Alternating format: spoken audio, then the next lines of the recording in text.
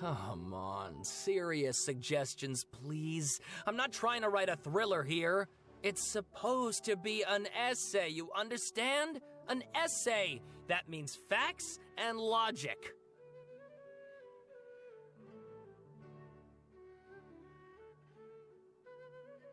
Well, if it's facts and logic you're after, you shot yourself in the foot with your choice of research topic, didn't you? The Tatarasuna mystery. When so much remains unexplained, there's little to be objective about. Unless, of course, you restrict yourself to textual criticism. Yeah, well, this is my teacher's area of research. I can't change that. But it's fascinating enough without having to sensationalize it, don't you think? The strange location, the missing details, a mysterious person. I want to write my essay on something interesting, and I'm interested in getting to the bottom of all this. That's the only reason I came to you. Yes, you came to me, so all the more reason to take my advice. The fact is, it's the dramatization that will make people want to read it. There's no getting around that. Okay, but... Did one of them just mention Tatarasuna? But that's all the way in Inazuma! Is it just Paimon, or is it kinda unusual for someone in Sumeru to want to write a paper about that? Everyone here's just going about their business. Maybe it really is just Paimon. Guess people here are free to research pretty much anything. Great! Let's go find out what this Tatarasuna mystery is all about.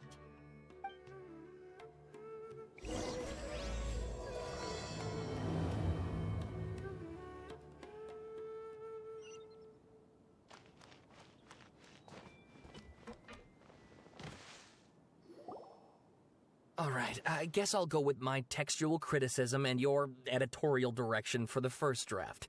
I have a feeling that the missing Kabuki Mono will end up being the main focus of this paper.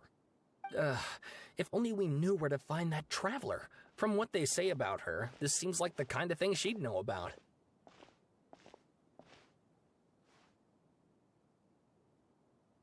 Oh, you're the traveler, you say?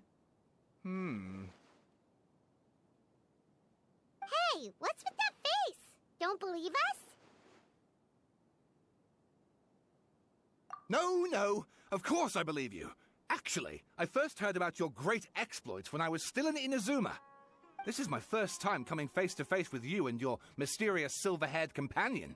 I couldn't believe my luck, and out of force of habit, I started, examining the evidence. Sorry. Sawada, for the love of... Sorry, we don't get out much, so our social skills are kinda lacking. Traveler, I hear you've helped many people a great deal and been to many places. Would you be able to tell us about Tatarasuna? Actually, we don't know much about that place either. In fact, we only came over here because we heard you talking about it and wanted to learn more. I see. My teacher chose this area of research as a personal challenge. He said it's difficult to get into because even Inazumans don't know much about Tatarasuna's past. But who'd have thought that... If you don't mind, I'd love to show you all my outline for the book I'm writing about Tatarasuna. Hold on, Sawada. Don't you think that's a bit of a deep dive for a first read? Well, fair point. In that case, please ease yourselves in gently by taking a look at Akaba's latest essay draft. Let me give you some background. This all started with the discovery of some records in Tatarasuna. The writings mentioned someone by the name of Mikoshi Nagamasa, who crafted a fine blade. But in the end, he threw it into a fire to destroy it, and killed his servant Katsuragi. Why? Well, no one knows. Apart from the swordmaker, his servant, and the one who wrote this all down, the records also mention a Kabuki Mono. This seems to be an Inazuman word for an eccentric stranger, someone who dresses funny or acts in an unusual way. That's right. Akaba's teacher has spent quite some time researching these events on the ground. This Kabukimono lived in Tatarasuna for a while before disappearing without a trace. And shortly afterwards, as Akaba mentioned, things got pretty ugly. So first this strange person goes missing, then a murder happens? Seems kind of fishy to Paimon. Yes, my thoughts exactly. So I helped out too. I asked everyone I could think of if they knew anything about what happened back then. And wow! Did I get lucky! Stop shouting! This part's important. I just wanted to make it stand out. It just so happens that a friend of mine works at the Government Records Office. He looked into it for me, and I can now confirm that all the aforementioned individuals did, in fact, live in Inazuma over 400 years ago. Even back then, Tatarasuna was already at the center of Inazuma's smelting industry. The man in charge was a government official named Niwa. Curiously enough, it seems like he went missing too.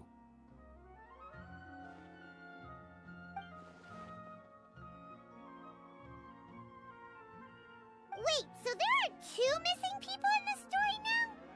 That's right! What's more, Niwa is a name with a lot of history to it. Have you ever heard of the great swordsmith clans of Inazuma? Oh, the swordsmiths? Yeah, like Ishin art and so on? Wow, yes. You really know your stuff. That makes things easier. So basically, this Niwa was a distant relative of the Kaidahara clan, the last practitioners of Ishin art. Something then seems to have happened in the Kaidahara clan, leading to their downfall. I don't know the details, but taken in light of everything else going on around that time, it makes you wonder whether it's all connected somehow. The Kaidahara clan? Sawada, you left out the biggest detail of all.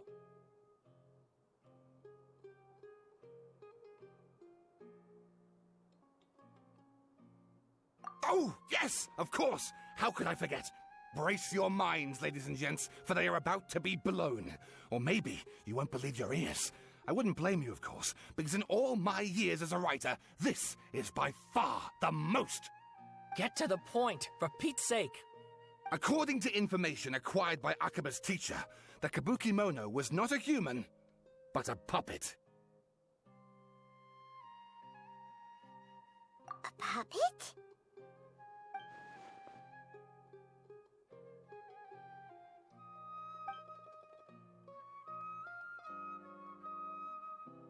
Aha! Judging by the looks on your faces, you do know something after all.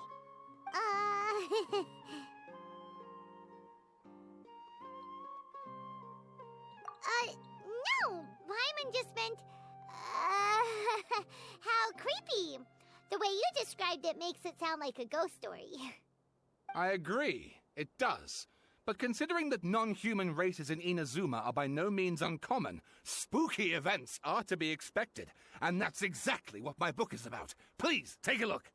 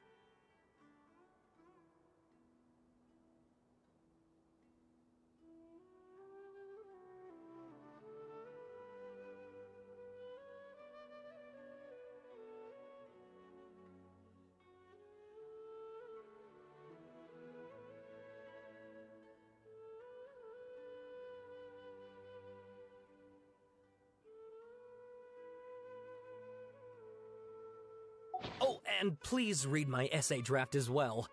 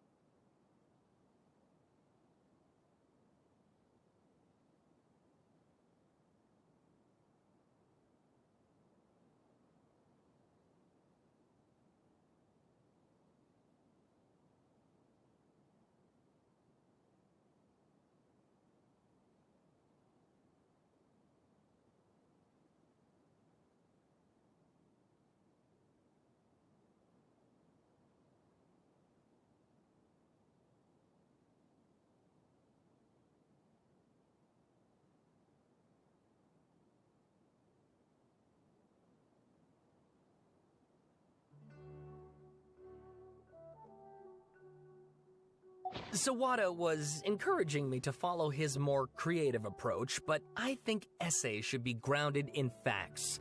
I don't think explaining everything away with mysterious forces will cut it.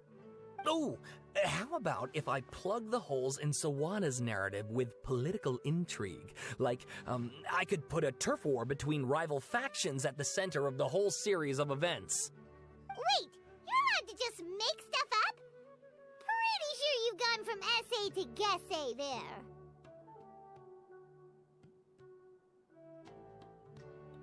Akaba, look. Your teacher has researched this extensively. I've reached out to everyone I could think of. Whatever information we have now is all that there is to know. This is as much detail as you're ever going to get. Besides, if there really was a political power struggle going on at anything like the level you seem to be suggesting, what hope would we ever have of finding out the truth? Good point. Okay, back to the drawing board, I guess. Give me some time. I need to find a new angle on this. We have some other stuff to do, so we'll have to say goodbye for now. Good luck with your essay! All right, thank you. If you find out any more info about all this, please do let me know. Thanks so much.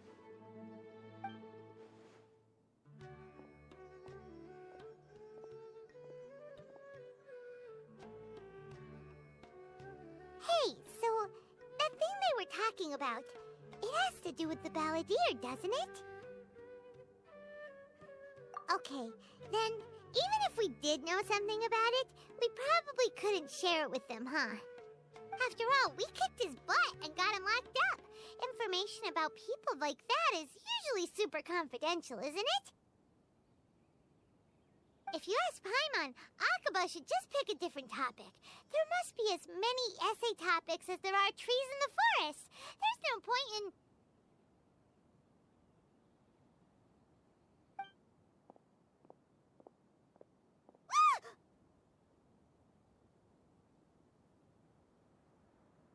Hey, did you see that? He literally just went by, over there. It looked like... the balladeer! No, it can't have been. He got locked up. Oh, quick, let's catch up and see.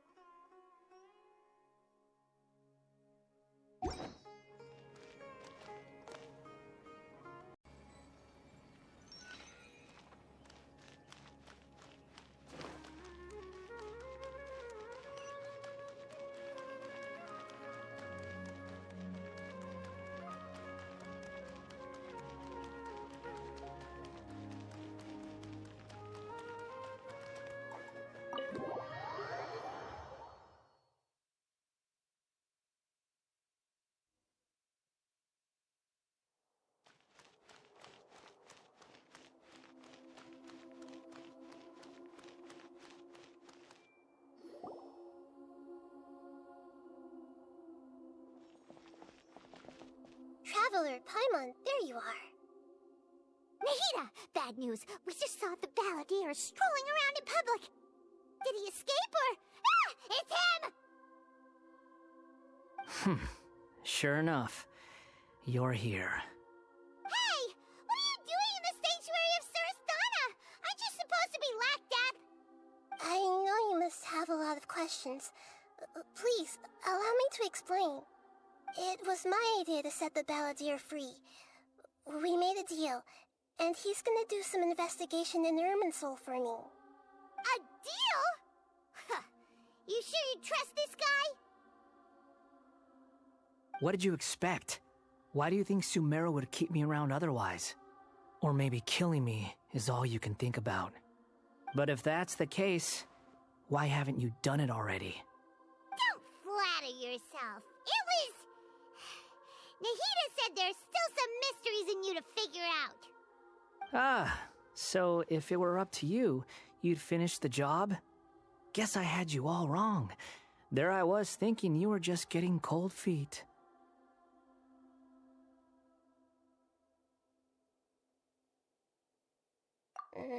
Well, that escalated quickly. Not a good start. Could I ask you all to please calm down? But Paimon's worried about you, Nahida. Don't let him trick you.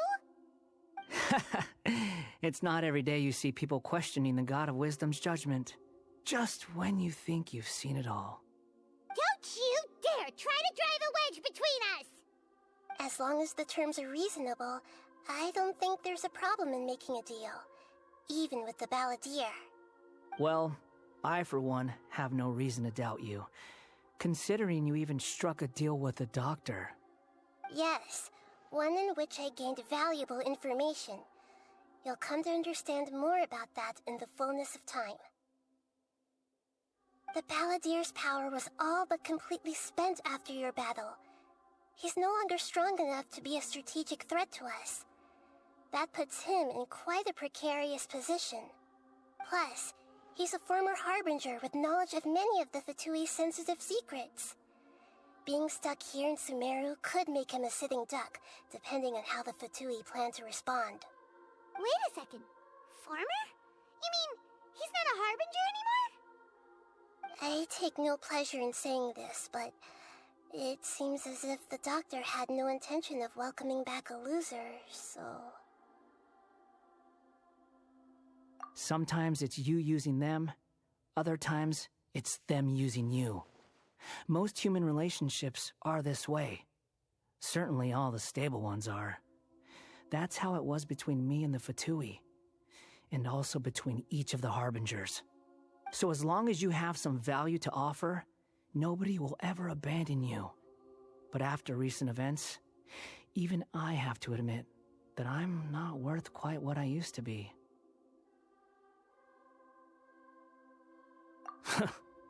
Well, if the Fatui are gonna reevaluate my utility, I need to have a backup plan for myself. As we discussed, I don't like causing harm to living beings, and you said you need protection. So, why not join forces with us? I think these two have made their objection to that idea fairly clear, don't you?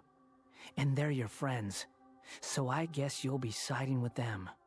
Yeah, obviously! Nahida, don't listen to him! Then let's put that discussion to the side for now. We still have time. Today can be a trial run. Where we go from here will depend on how well we manage to cooperate today. All right, then I'll do what we agreed. Good. Go now, and keep in touch. Nahida, are you serious about this? Yes. I have my reasons for this decision. In fact, I'm largely doing it for your benefit. Yes. As I told you once before, there's information about your twin in Irminsul. Oh, yeah. Actually, that's the whole reason we came to see you today. So, you have an update on that? Mm-hmm. You may remember me mentioning that the Fatui had not included your twin's details in the Descender category. This is an extremely important point. It's possible that the Fatui have other information that even I don't know about.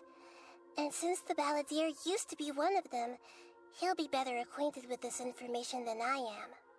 He was granted the power to connect with Irminsul when he almost became the god of a new era. Even though he no longer has the Gnosis, some traces of its power remain in him. He can still connect. The amount of information in Irminsul is vast beyond description. Sifting through all of it without knowing what to look for would take too long, even for me.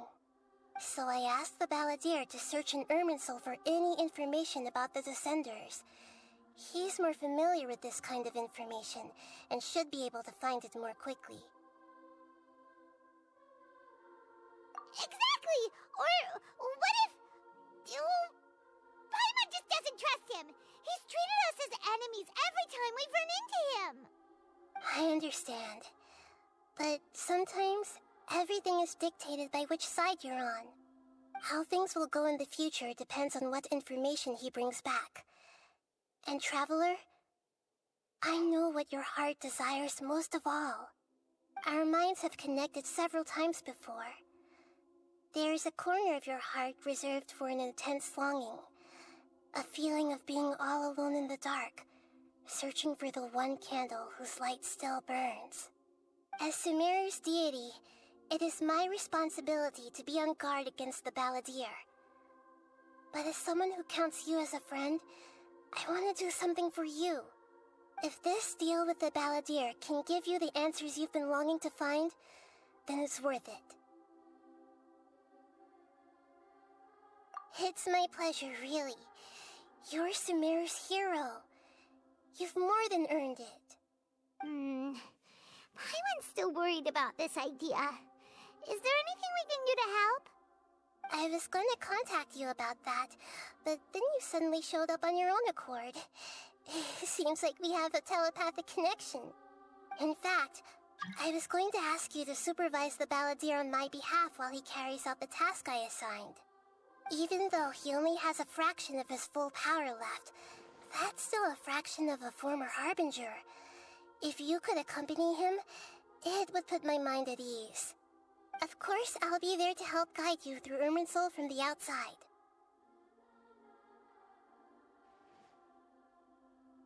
Great, thank you. Prepare yourselves. I'm going to transport you into Irminsul.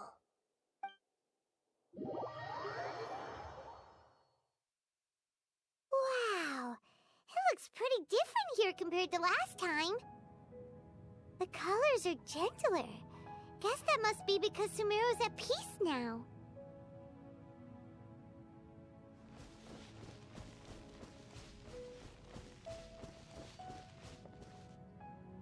Look at that. Hot on my heels.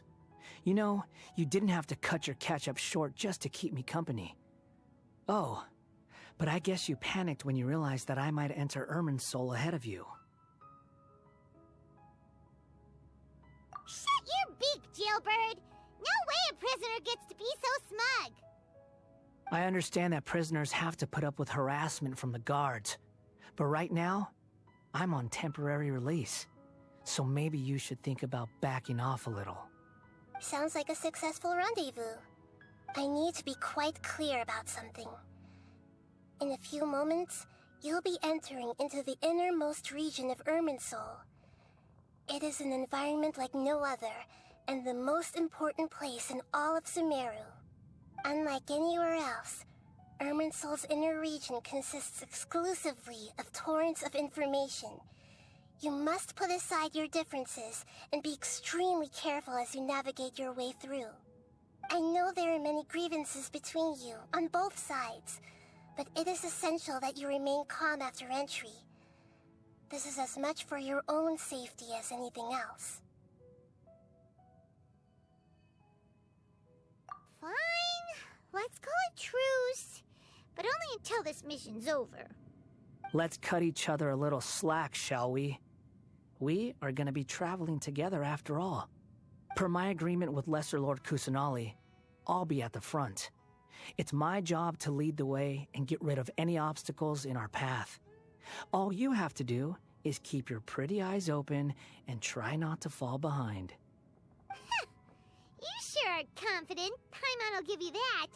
You make it sound like you're even more experienced at adventuring than us. If there are no further objections, I suggest we get going. Or did you need some time to mentally prepare yourselves? Ew! Ugh, the snark on this guy! It's unbearable!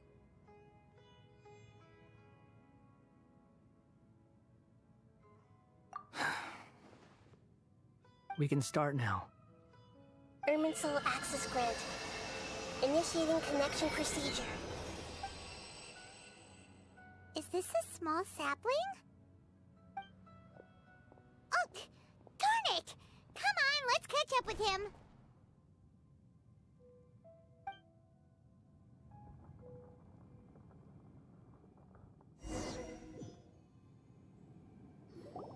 Wow.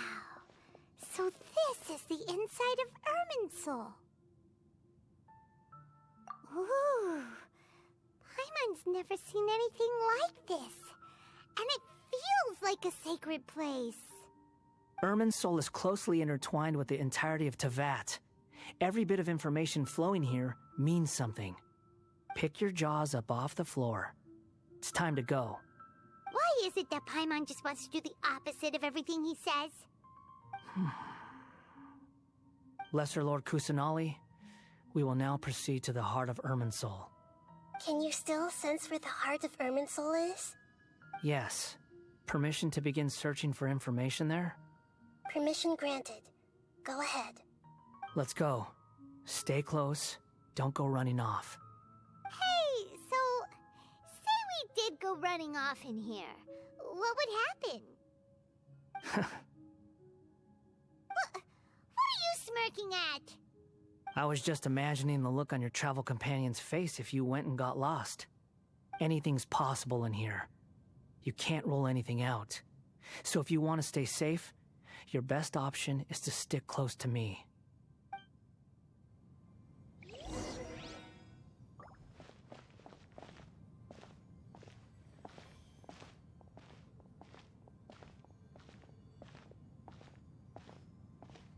These sapling things have spread out. Those are all packets of information from inside Irminsul. Be careful not to touch them.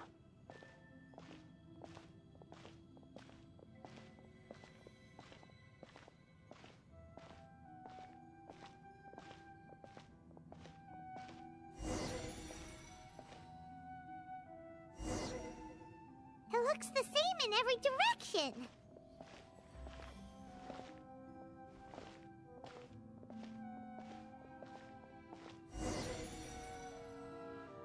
No wonder he mentioned about getting lost. Huh. What do you know? He was actually telling the truth. Is he mocking me again? What is it this time? There's a time and a place to lie, but this definitely isn't it. So why don't you relax your guard a little?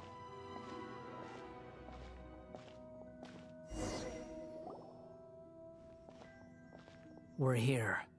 What a huge tree!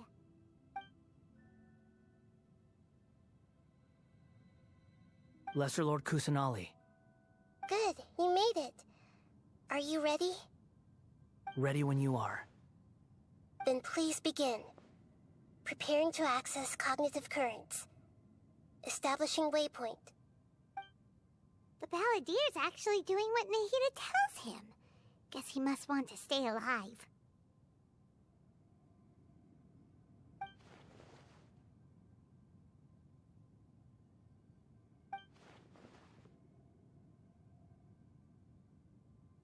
The rest is up to you. If you discover anything at all, make sure to share it with us. Will do. Huh. For once, we're the ones with nothing to do. Traveler, Paimon, would you like to talk?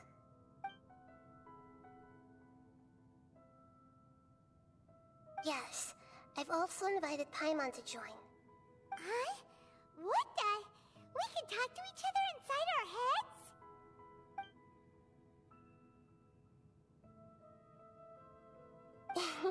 That's part of it.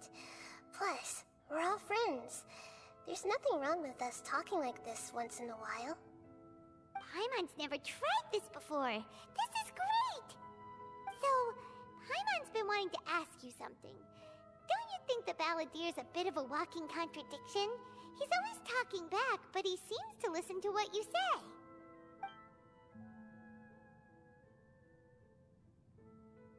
As I've told you before, there are still some mysteries for him to resolve.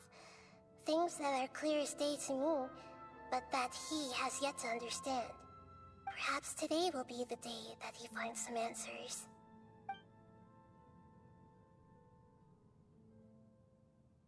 Well done. Smart and attentive as always.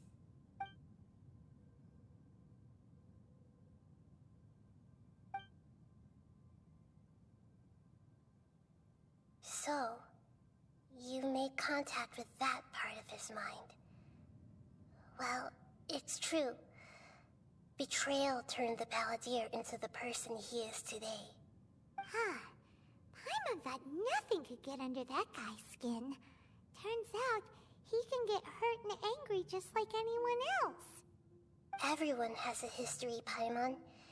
Even if you're a puppet created by the Electro Archon. Speaking of puppets, we ran into two people at the Academia today talking about an essay. Turns out their topic was about the Tatarasuna incident.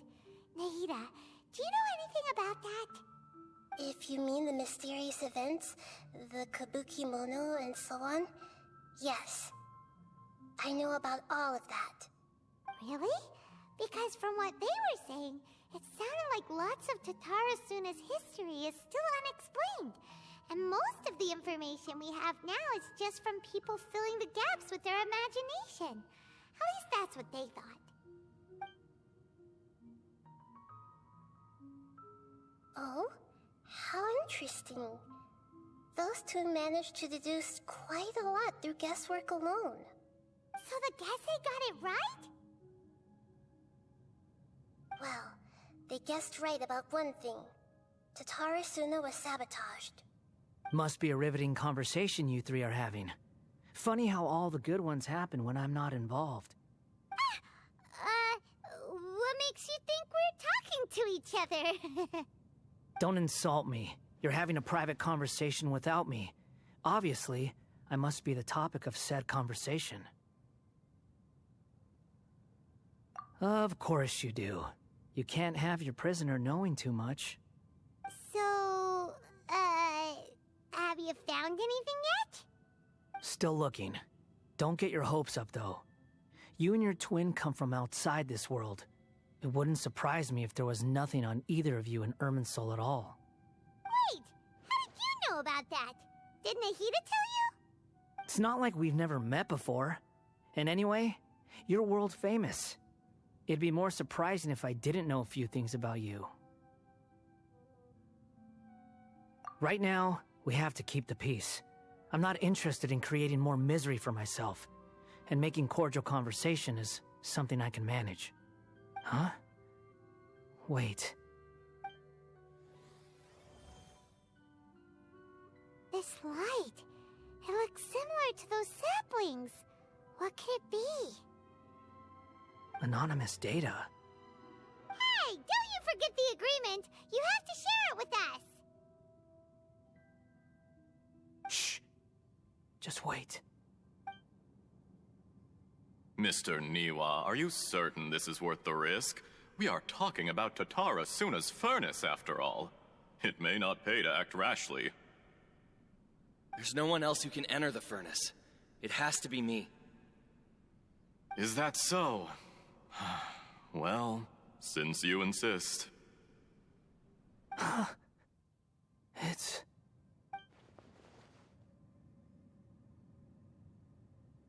Whoa!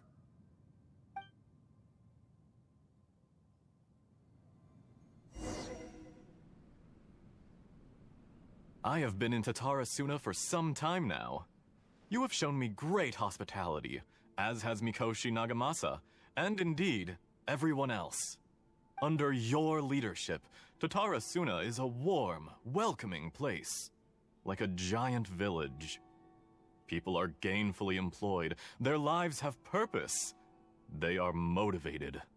As I understand, the Raiden Shogun has, in recent years, eliminated much of the evil that plagued Inazuma. As for Tatarasuna, it was originally established as a means of safely disposing crystal marrow. The forging industry with crystal marrow as a raw material has since flourished, giving rise to generations of swordsmiths. Some world-renowned, others unknown, all passing on their legacy. Skills, blood, dreams. Every smith brought into this trade looks to find their purpose between steel and blade. That is why you accepted the proposal brought to you by myself and Akame. Yes, well, were it not for you coming to Inazuma and happening to make Akame's acquaintance, the two of you never would have joined forces. And he would be the first to admit that there's no way he could have revolutionized our forging process like this on his own. At least not on the same timescale. You allowed Akame to take all the credit for a method that you jointly developed. He sold it to me, and now every piece of ore here is smelted using the new technique. Even now, you remain one of Tatara Suna's key consultants, working right here alongside us.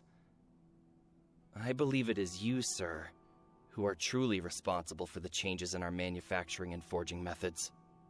You flatter me. From the outset, I saw much that was commendable in the forging industry of Inazuma, and it has been my great honor to befriend you all. So you say, Escher. But is this really the truth? My good sir, what do you mean? I tried to resist thinking it was all connected, because I didn't want to speculate, and I didn't want to believe that things could turn out this way. What have we gained from adopting your new technology? Ominous black smoke? Mounting production problems? Worker fatigue and casualties are up and continuing to rise at an alarming rate. And recently, as you well know, someone died because of that strange filth inside the furnace. We've kept the truth from spreading outside, but still, I suspect you understand it better than I do. None of the people who went out to get help have come back. Now, our mutual friend, the Kabuki Mono, is taking the Golden Feather to Narukami Island to seek an audience with Shogun. This is our last hope. But that doesn't faze you, does it, Escher? Nothing does. Otherwise, why would you still be standing there with that smile on your face? I'm just surprised that you finally chose to be so sincere. I'm sure you've been harboring these suspicions for quite some time. Mikoshi Nagamasa may have noticed that there was one common denominator among all these events. Namely you, Escher. But Mr. Mikoshi is more cautious than I. He does things by the book.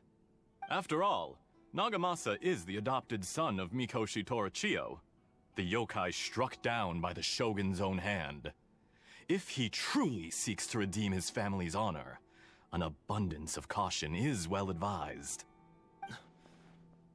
You're well informed on the subtleties of his situation for a mechanic all the way from Fontaine. Are you sure you're not a little overqualified? Why, Mr. Niwa, are you suggesting I find a job as a diplomat? Sadly, I am so very attached to my craft. Enough, Escher. I'm here because an evil force is raging inside the furnace. And someone needs to take your new device inside the high-risk zone so we can absorb it and put an end to the problem. I'm in charge here. And I'm about to take some responsibility and head inside. Probably to my death. But what about you? What are you still doing here? Judging from the look in your eyes, you don't seem to trust me. Drop the act! We're past that now. Whoever you are, it looks like your plan to destroy Tatara Suna has worked. I just want to know what you're still doing here. What's left? Don't you have all your answers by now? Honestly, I'm just waiting for the right moment. A moment like this, where you finish talking and I stop you from entering the furnace. You...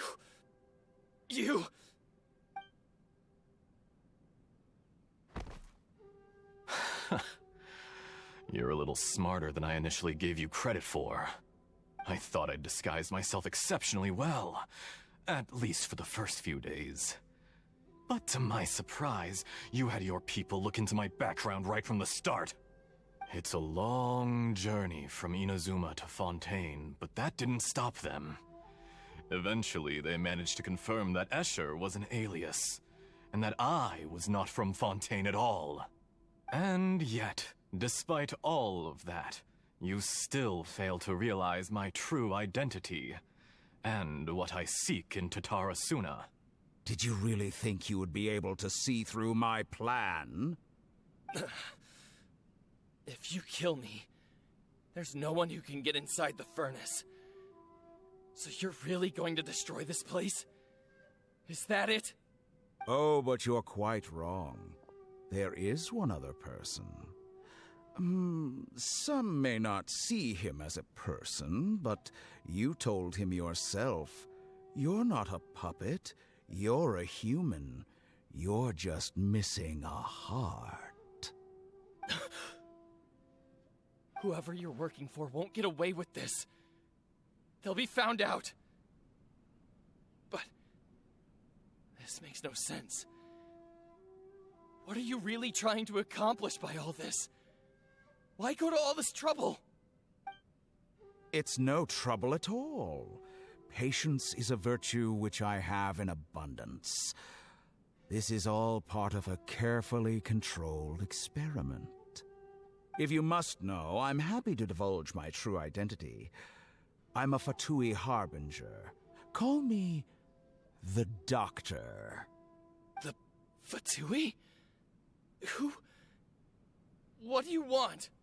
Just to create a minor inconvenience for your nation. That's it? That's why you gave us your cursed technology? Just to let loose the evil energy from the crystal marrow? Look how even the righteous soul is filled with venom when faced with its demise. My device functions precisely as you say. It is the only chance you have of preventing a catastrophe and keeping the truth from the outside world. However, I did not make it with you in mind. It is easier for a person to be possessed by evil spirits when they are filled with hate. So give in to your fury. I want to see what happens when a malevolent heart is placed into an unsuspecting puppet. Make no mistake, even without you, that pure, innocent puppet would only end up being used by someone else instead. What other reason would a human have for befriending one who is not of our kind?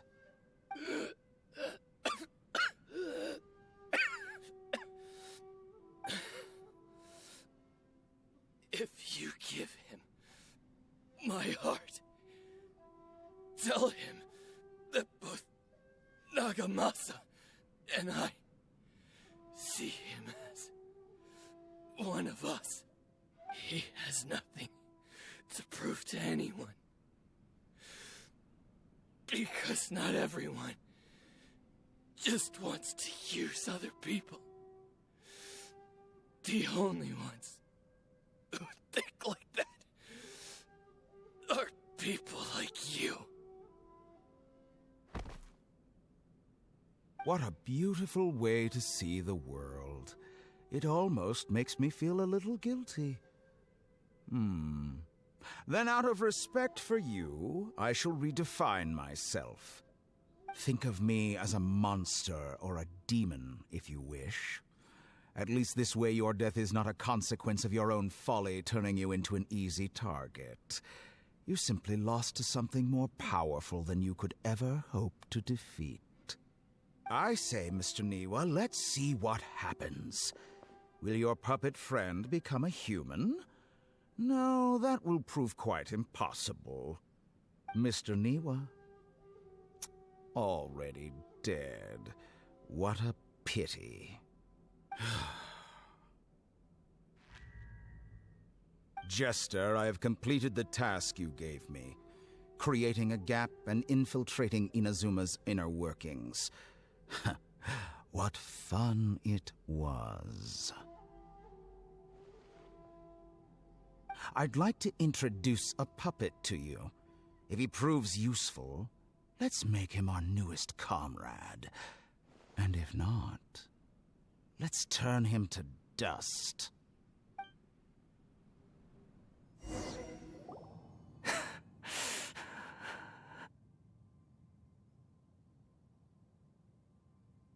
Hey, are you all right? Dottore?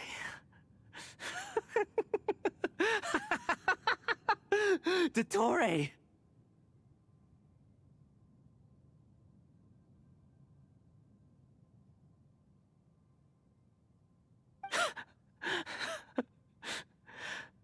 What Good. Was that the doctor? Did he turn into a mechanic from Fontaine? But why did we see things from his perspective? When I touched the doctor to confirm whether he'd eliminated all his segments, I read this memory in his mind. You have to admit, it must be the truth. Maybe so, but it means nothing. Does it? But this memory shows that Niwa didn't betray you. He never meant for you to be the one to take the device into the furnace. You know very well what that means, even more so than I.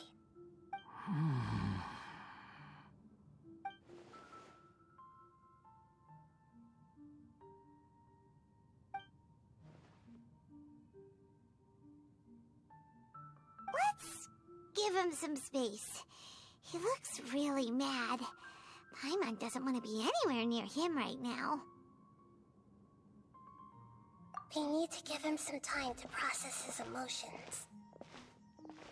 Paimon's still confused about the Tatarasuna incident. So, the doctor was behind it, but why has that gotten him so worked up? Nobody has ever deceived you like that, Paimon. It's natural that you find it difficult to understand. Perhaps he needed to learn this someday. So now you have the complete picture. Katsuragi took the kabuki mono to live with the people of Tatarasuna. Later, the doctor showed up, disguised as a mechanic from Fontaine. And that's when the trouble began. It was all a horrific experiment planned by the doctor. Everything he did was just to plant seeds of disaster in Inazuma that would bear fruit in the future.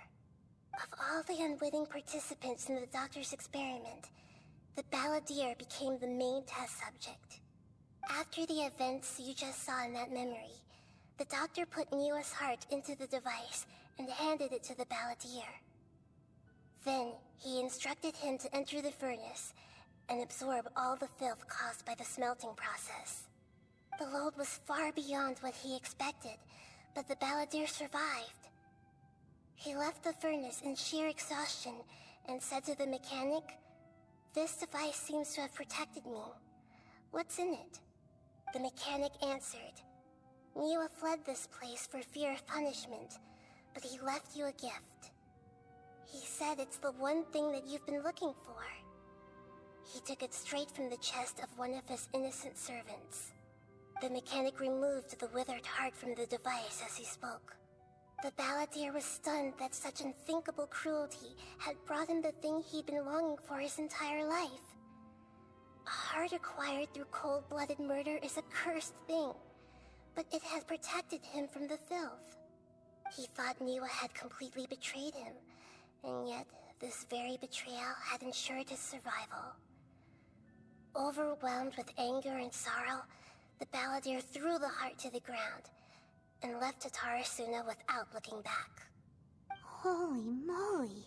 So the doctor killed an innocent man and pinned everything on the victim? That's terrible.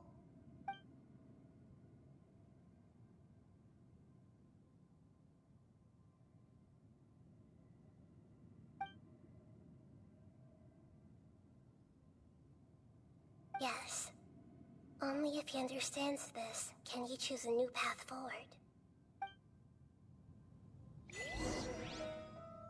Tottori, you brazen-faced... Niwa didn't run from justice. You killed him.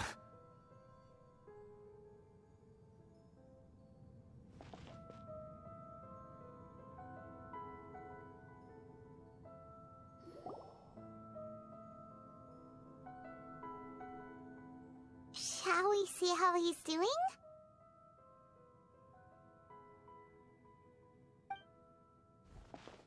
Hey, you alright?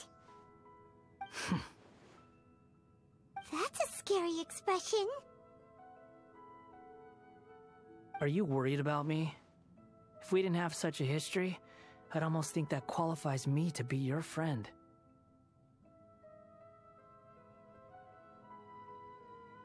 It won't. I'll keep my end of the deal.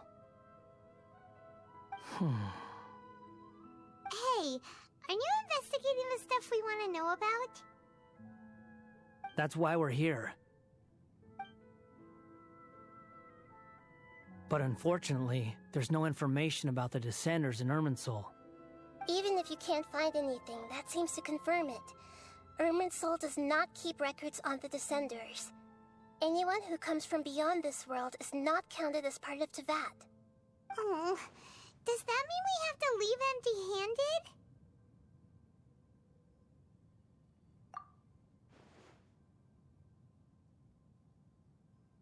Don't thank me just yet. You look really upset. Well, since Irminsul was a dead end, I guess I can share some other info that might interest you. Huh? About what? The reason why there are records about your brother in Irminsul. It might have something to do with Conria. Apparently, Conria was his first destination when he arrived in this world. Plus, he only came to this world because the heavens responded to the summoning. The heavens responded? The Jester told me this himself. You can take his word on this. He was a royal mage in Conria, and lived with your brother for a time.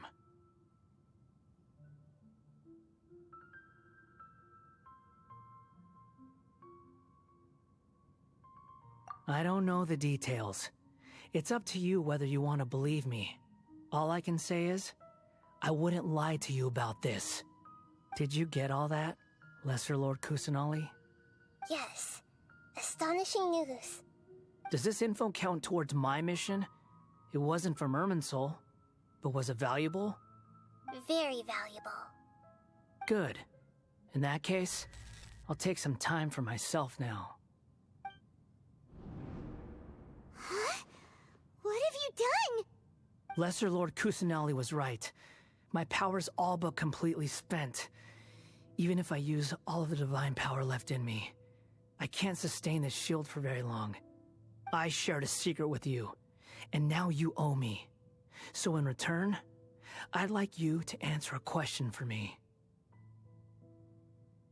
Give me your hand.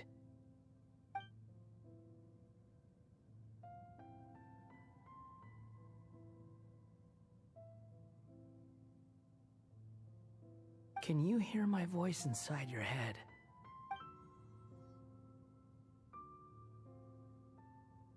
No, I can't do anything like that anymore. At most, all I can do is exchange a few words with you. So tell me, in this world, is it possible to change the past?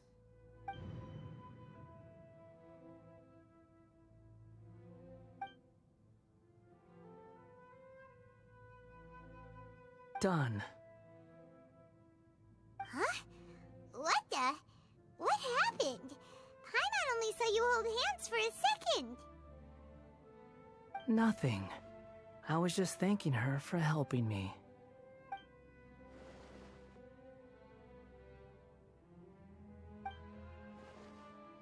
So long. I suggest you get yourselves out of here quickly. Where are you going?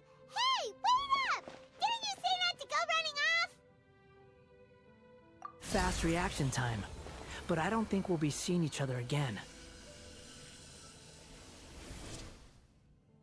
From this day forth, the names Balladeer and Kabukimono will cease to exist. Those who died in Tatarasuna because of me deserve another chance at life. Hey, Balladeer! Don't do anything stupid! You know, I never did like insects. Hordes of the puny things swarming together can be a real nuisance. And I enjoy nothing more than to stamp them out like the pests they are. But if a colony of harmless ants isn't threatening anyone, I guess they deserve to be left alone. Luckily, everything can be set right. It's time to solve this once and for all. Balladeer! Balladeer! Uh-oh, he disappeared. Come on, we gotta find him somehow.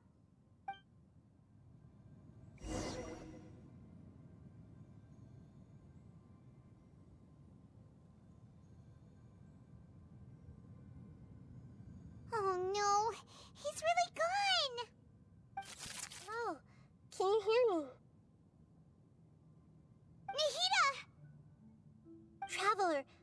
Paimon, Paladin, what happened just now? I was suddenly cut off by some kind of power. It was the Paladin's fault. He shut you out.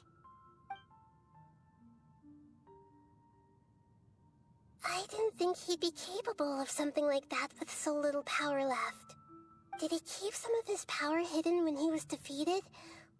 Or did he achieve something beyond his abilities, and it took everything he had? Where the heck did he go? Ugh, it's all our fault. We were supposed to keep an eye on him. Sorry, Nahida. Don't be. It's not your fault. Please, let me handle this from here, even though I'm not sure I can solve it. We're running out of time. Follow my lead and get out of Irminsul as soon as possible.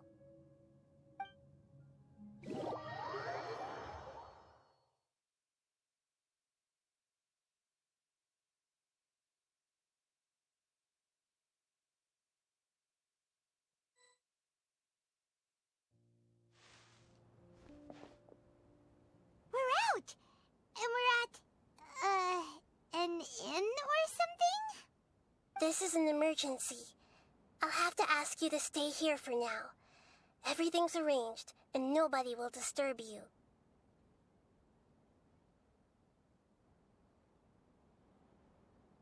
I'm sorry, but this isn't something I need your help with. Leave this one to me. An emergency? How bad is it? Nahida, will you be okay? Don't worry. If my assessment is correct, though there may be some minor disturbances, it won't lead to a disaster. Please rest and recover your strength here until I say it's safe. Her voice has gone. Paimon can't shake the feeling that something really big has happened.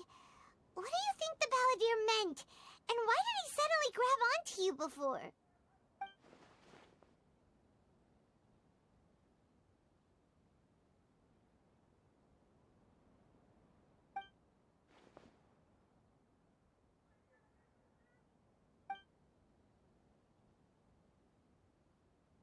He wants to change the past? But surely that's impossible! Right! You can't just rewrite history! All that stuff happened already in real life! It's like, imagine Paimon drank all the water in this inn. Even if no one was there to see it, Paimon would sure as heck remember drinking it!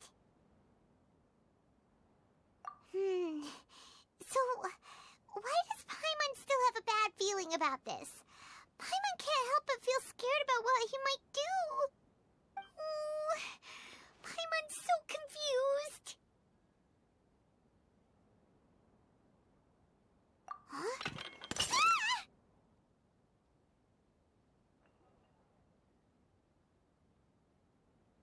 Sorry, Paimon accidentally... It's the Balladeer's fault for causing Paimon all this mental stress. But erasing yourself from history? It's unthinkable. Is that really possible in Irminsul?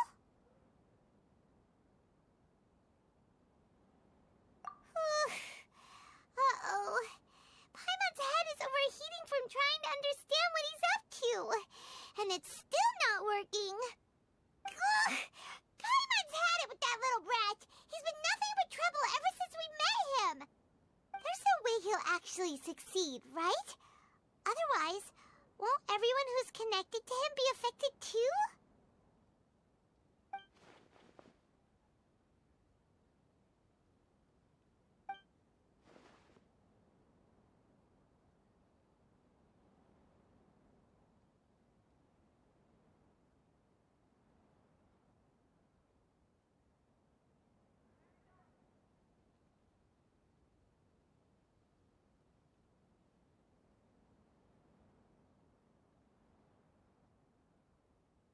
There's nothing we can do about it at this point.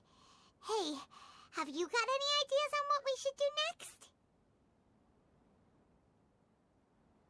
Seems like now there's nothing left for us to do but to go to sleep.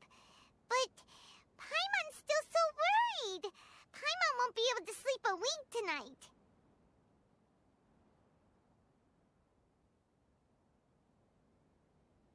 So, how about, we list all our favorite foods to take our mind off things?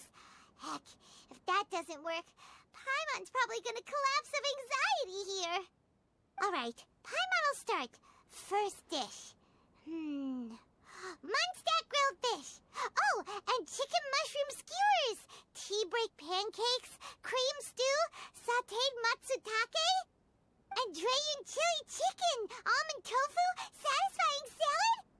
Oh, also Adeptus Temptation, golden shrimp balls, triple layered consomme, lotus seed and bird egg soup, and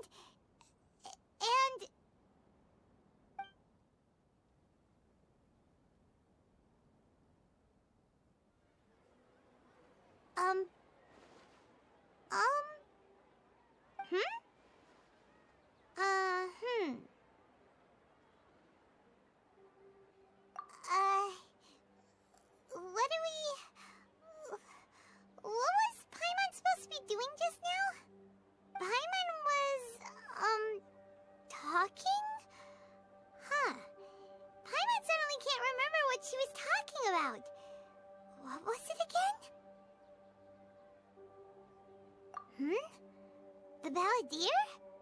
Is that a food too? Huh. Weird name, though.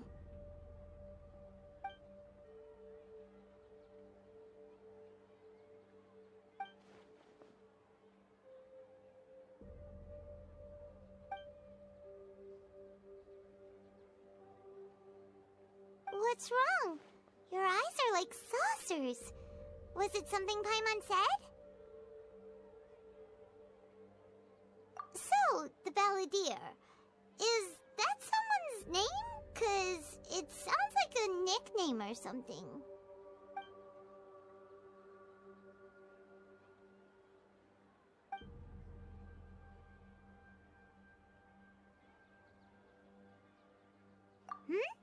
Okay, sure. Where are we going?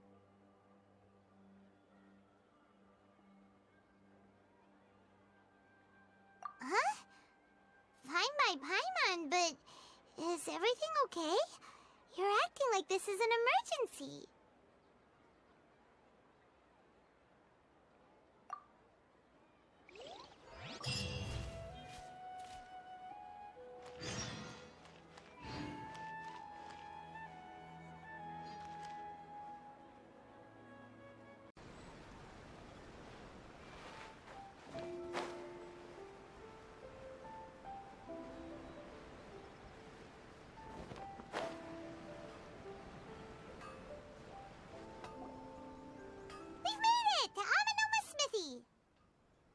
Ah, it's been a while. Of course. Go ahead.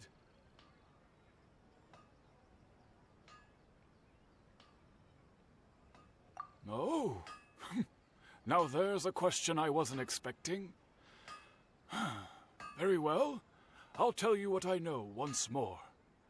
The once renowned Raiden Gokuden, comprised of 5 branches: Amenoma, Futsu, Ishin, Hyakume, and Senju. The art of forging practiced by these 5 clans was first taught to them personally by the almighty Shogun. Over time, the 5 branches diverged from one another as generations of bladesmiths honed and perfected their craft until they became 5 distinct traditions. Most of the great swordsmith clans of old have since fallen into decline, and for a long time, only the Amenoma branch kept its art alive. But fortunately, Kaede Harakazuha recently returned to Inazuma and took up the mantle of the Ishin art. Now, 2 clans remain of the original Gokuden 5. If my memory serves me right, you yourself were present when he forged the Ishin blade. Oh, yeah, we were! Paimon remembers that now. We learned a bit about the decline of the Raiden Gokuden then, too. It seems like such a shame.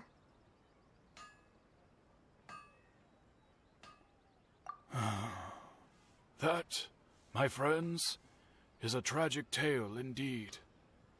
In fact, this was not made known to me for most of my life.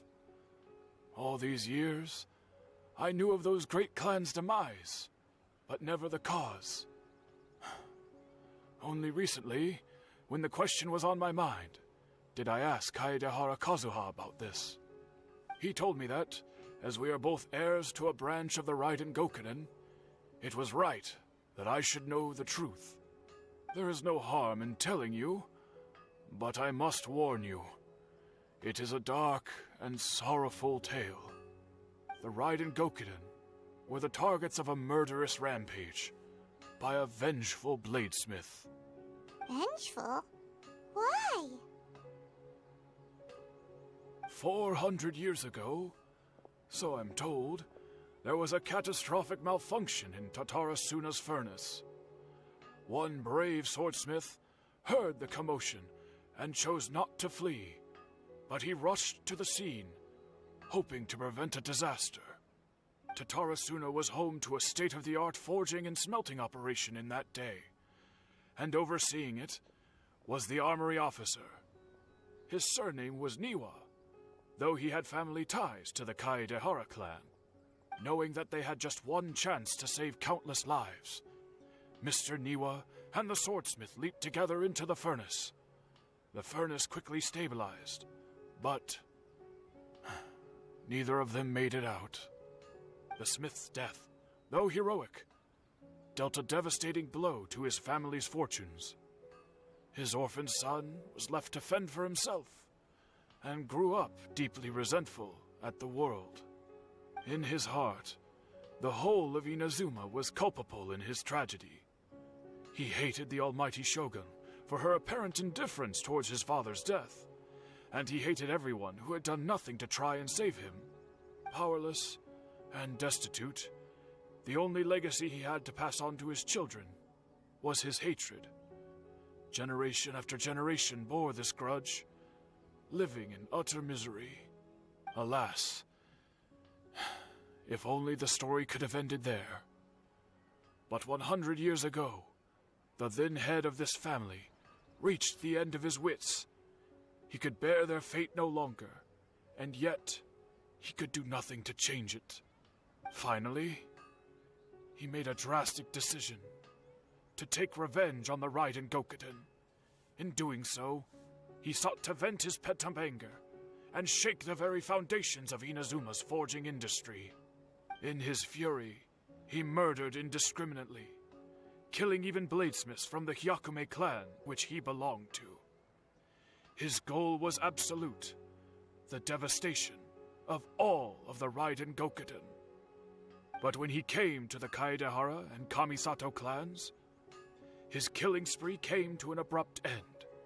He failed to catch them unawares. They fought back fiercely, and they did not spare his life. That is why the Kaedehara clan and their Ishin art survived that day. I suppose they were the lucky ones, under the dire circumstances.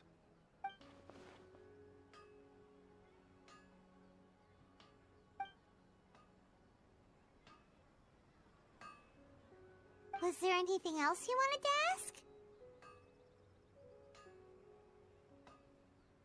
Kazuha? Why, yes. Just yesterday, in fact. We spoke for a while over some tea. He seemed well.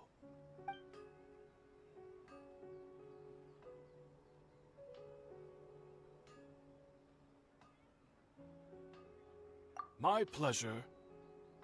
Don't tell Paimon. There are other places you want to visit too, right? Your expression says it all. You can't hide anything from Paimon. On to the next stop. Lead the way, traveler. Paimon will be right behind you.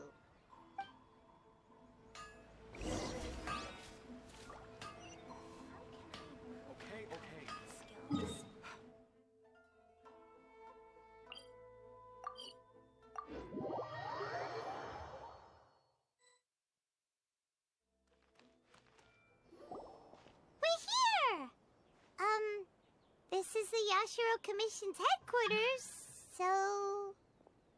Traveler, it's been a while.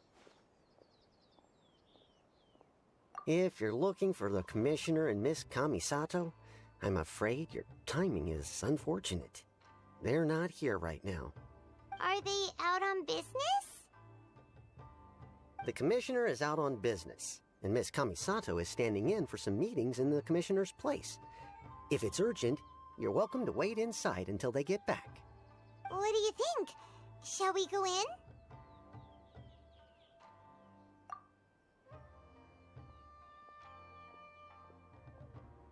If it were anyone else, I couldn't allow it. But seeing as you're so close with the Commissioner and Miss Kamisato, I think it should be okay. We'll be heading in then. Thanks!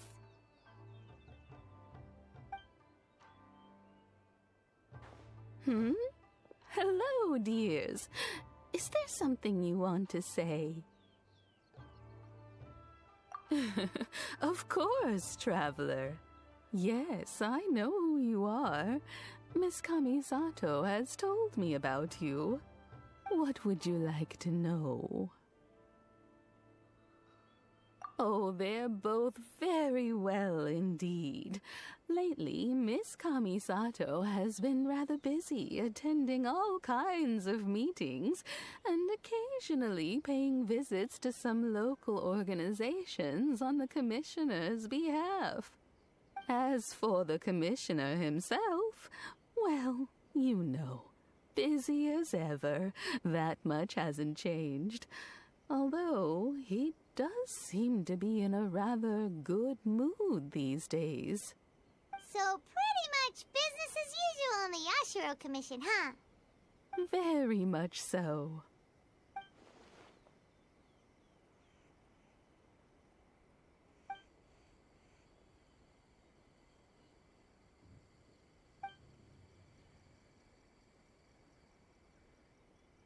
Well, got any more questions?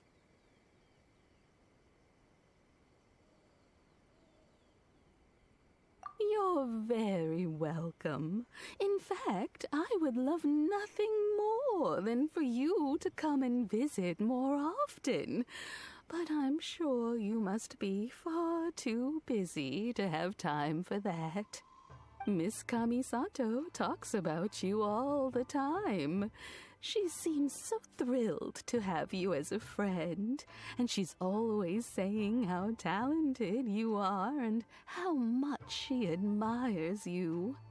I must say, many things in Inazuma seem to have taken a turn for the better since you arrived here. So you're not just Miss Kamisato's knight in shining armor, you know. You're a hero to us all. I mean it. Whenever the Commissioner dines at home, Toma always joins him. I always find myself at my most relaxed when I'm serving the two of them and listening to them chat away. The Commissioner has such a busy schedule that he doesn't always have the chance to take his meals at home. But given the opportunity, he always prefers to dine here. They say it's because Toma's a much better chef than most. Oh, the Commissioner is so fond of home comforts. They get to talking about you sometimes, too, you know. Always with a very fond tone. The way one would talk about dear old friends around whom one can truly be themselves. Miss Kamisato occasionally joins them as well. Whenever the whole family gets together and they start talking about people they've met and experiences they've had, you always get a mention. It's been many years now since the late Mr. and Mrs. Kamisato passed away. Much has happened in the Kamisato clan in that time. As someone who is old and gray enough to have watched their son and daughter grow up, it makes me so happy to see them meet a dependable friend whose company they enjoy so much. So, in the future, if you ever do have the time, please know you are always very welcome at the Yashiro Commission headquarters. There will always be at least one old lady who would be delighted to have the pleasure of your company.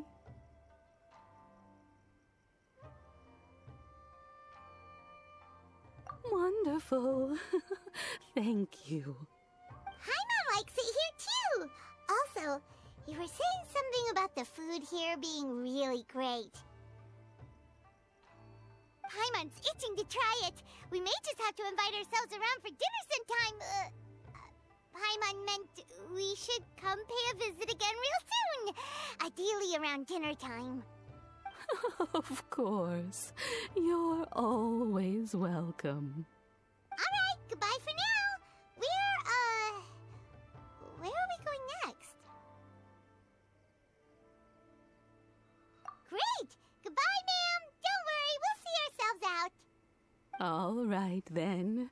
Take care now. Hope to see you soon. Oh, are you two leaving already? Yep, everything's taken care of now. Don't worry. Very well. Safe travels. Goodbye.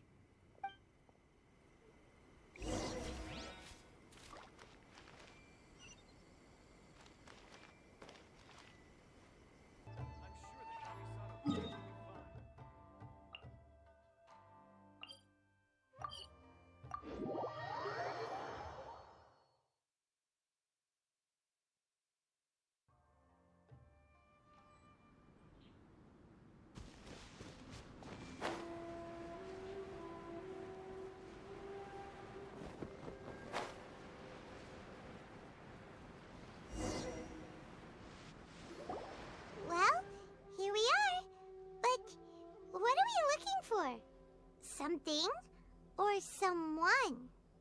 Do my eyes deceive me, or is that the Traveler and Paimon? Xavier, what are you doing here? I was in the general area, and now I'm in this specific area. There, that's me. So what about you two? We have some questions and thought you might be able to help.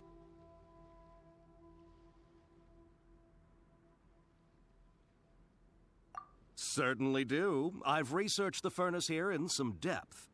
If there's anything you want to know, just ask away.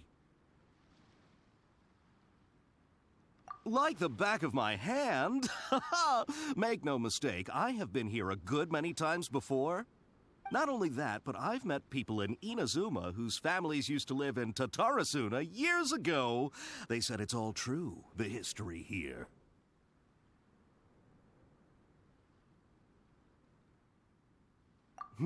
Oh, well, it's a long story, don't you know? The tale of Tatarasuna starts a long time ago. I'm told that its history is one of the most foremost forging and smelting operations in the nation, goes back around 1,000 years. Still, the furnace has had a couple of serious maintenance issues along the way. A couple? When exactly? One was just in the last few years, the other was several hundred years ago. A fun fact, I'm not the first Fontaine tech guy to come and work on it either.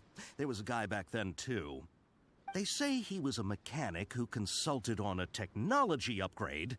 It seems like the technological collaboration between our two nations goes back a long way. How about that?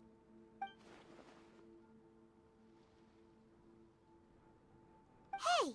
Weren't you gonna ask Xavier something about Tatarasuna? Come on, ask already! Oh, I didn't realize you two were here for a history lesson. Me neither. Paimon doesn't know what's gotten into this one today. Feels like we've been preparing for a history exam or something. What brought this on? Did you just wake up today with a sudden burning desire for historical knowledge? Sure, go ahead. kabuki mono? No, I can't say that I have. I do know the word, Inazuman for those eccentric types who always go around dressed to the nines. Just the sort of person that I'd like to meet, actually. But sadly, I've never had the pleasure, nor have I come across anything to do with a kabuki mono where Tatara Suna is concerned.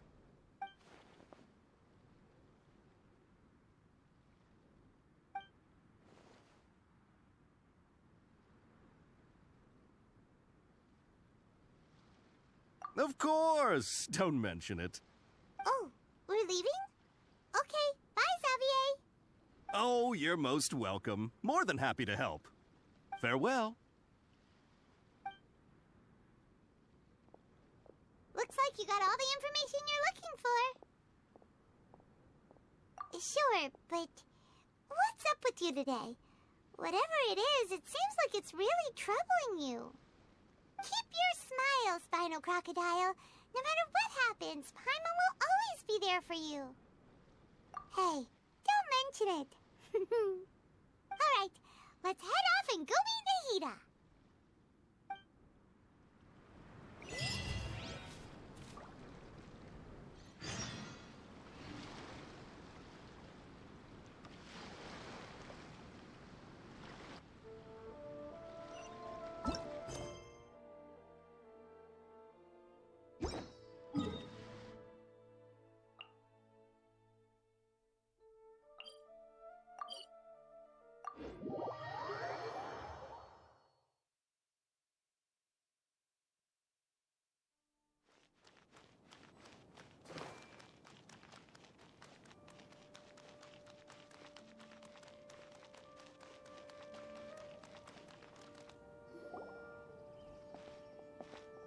Hey, it's them!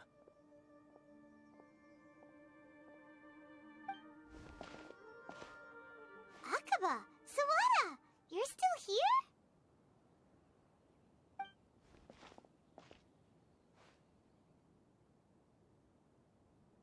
Indeed we are. If you have a moment, we'd love for you to join us once more. We have time. What do you want to talk to us about? It's the same topic we discussed last time. Obviously.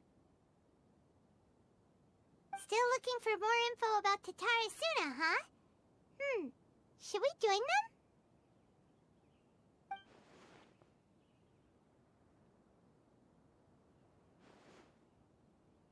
Unfortunately, we haven't made any real progress. Huh? Oh, of course.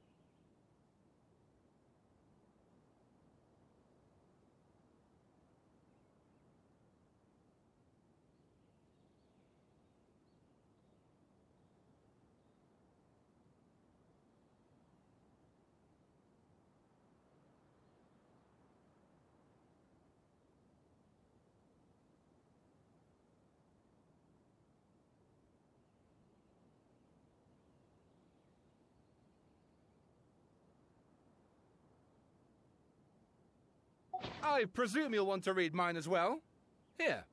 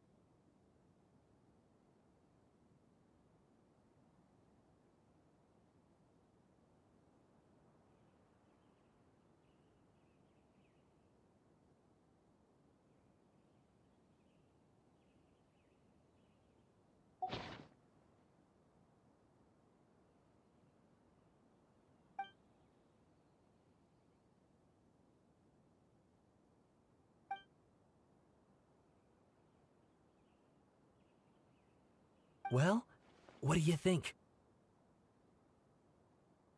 Hey, Traveler. Remember how last time Akaba was saying how he wished he could gather more information about all this? Well, we just got back from Inazuma. So how about we tell them what we learned? What did you find out? Something big? It's a long story. Basically, we have some friends in Inazuma, and...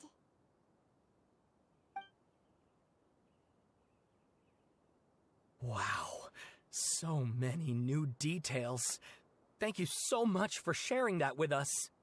Well, well, so it all comes down to one man's desire for revenge. Huh. You heard this from a member of the Amanoma clan, you say? Then I guess it must be true. Ugh. So there's no ghost story here after all. This new information actually lends further credence to my hypothesis. Evidently, swordsmiths were seen as having an incredibly prestigious role in society those days, to the extent that harming them was conceived of, at least by the perpetrator, as a way of exacting revenge against those in power.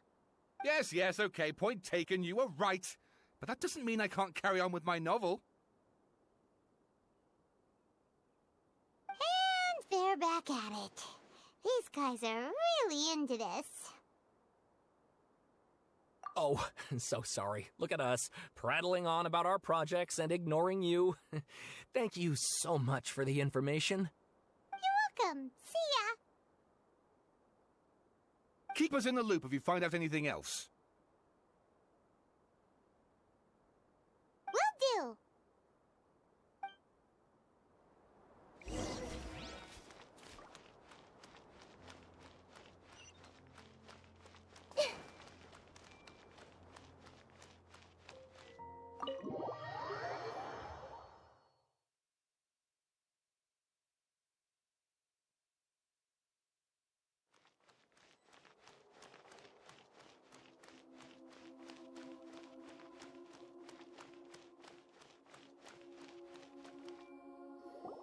Nahida, we're here!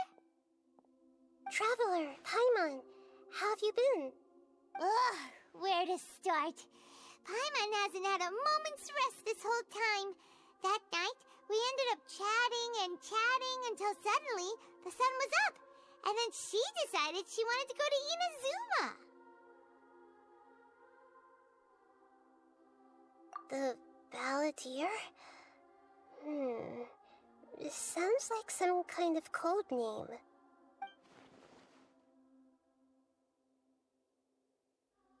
You look troubled. Is there something you need to tell me?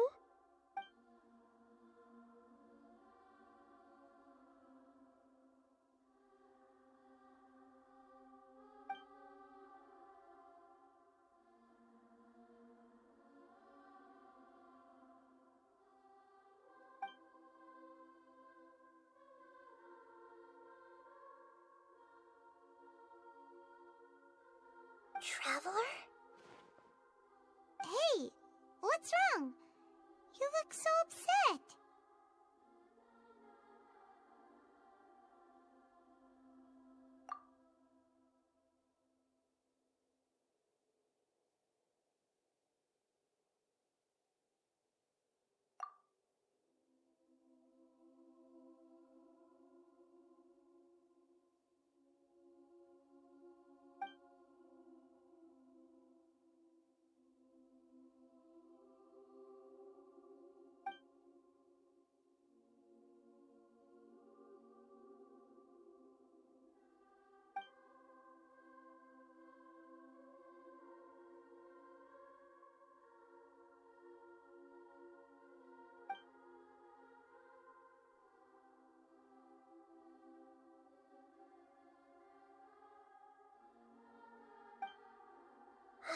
That's quite a story. So, this puppet known as the Balladeer erased himself from Irminsul, hoping that he could change the past. But how was he even able to do that? As the Traveler said, he very nearly became Sumeru's deity. Admittedly, I remember it a little differently. I don't recall finding anyone inside the machine after we defeated it. Nevertheless, it does make sense. If someone were to successfully erase themselves from Irminsul, the world would change to reflect the new reality. So, you believe this person really existed, and we just don't remember him because... well, because he literally changed the world? Yes. Theoretically speaking, it is possible to do this. But I'm struggling to imagine the kind of person who would dare go through with it.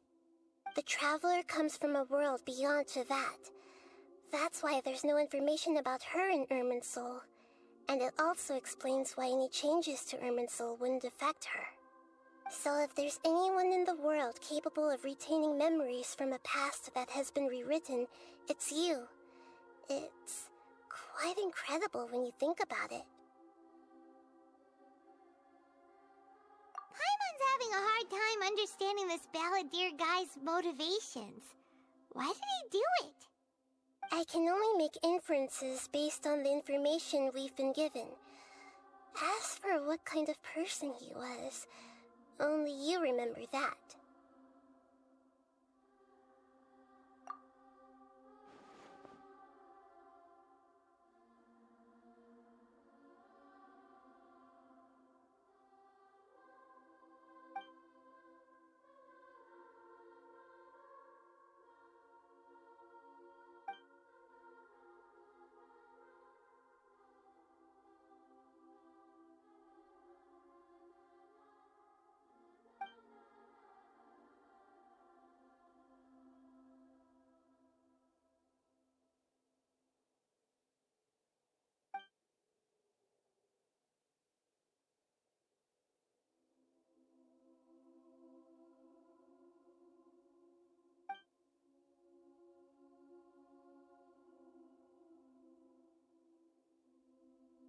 Something else worrying you?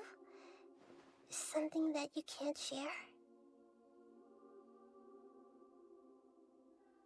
It couldn't change the fate of the ones who had died, right? Once the balladeer realized he hadn't been betrayed after all, it must have completely changed his view of the people of Tatarasuna. Now he saw them as friends again. He couldn't keep hating humans after that. And if he thought there was a chance he could save his old friends, it would be hard not to try. The story makes sense, every part of it. The balladeer tried to achieve godhood with the doctor's help. He was unsuccessful, but retained the power to connect with Irminsul. That power then enabled him to change what was recorded in Irminsul and erase himself, even though he didn't have much strength left. Yeah, it does make sense, but it still ended in tragedy for his friends. It just feels so hopeless. He gave everything to do this, but it seems like he got nothing in return.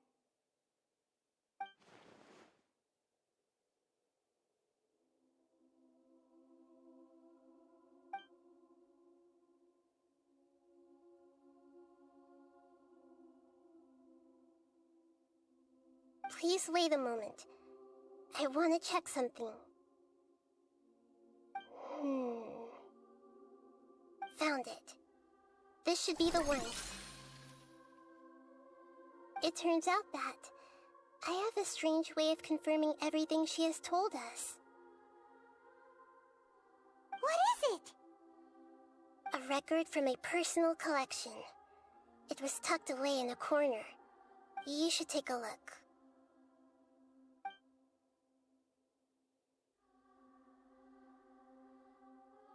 Is this a fairy tale?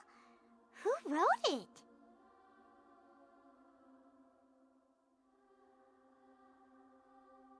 I authored this record myself. Huh? You wrote a fairy tale that somehow has something to do with the balladeer?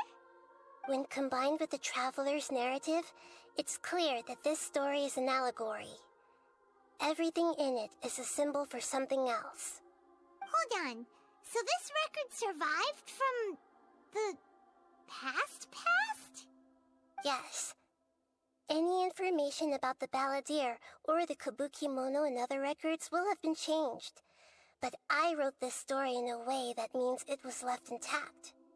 Changing the information in Irminsul changes to that. But Irminsul can't change information that was well hidden in advance. I guess I must have written this story as a backup before the balladeer entered Irminsul. That's incredible! What a great idea! And sending the traveler into Irminsul with the balladeer must have been a further precaution. I knew she'd remember everything. This story is abstract enough that it still resonates with the present information recorded in Irminsul. But if we connect all the different pieces together, the true story that emerges is the one she told us, the now erased life of the balladeer.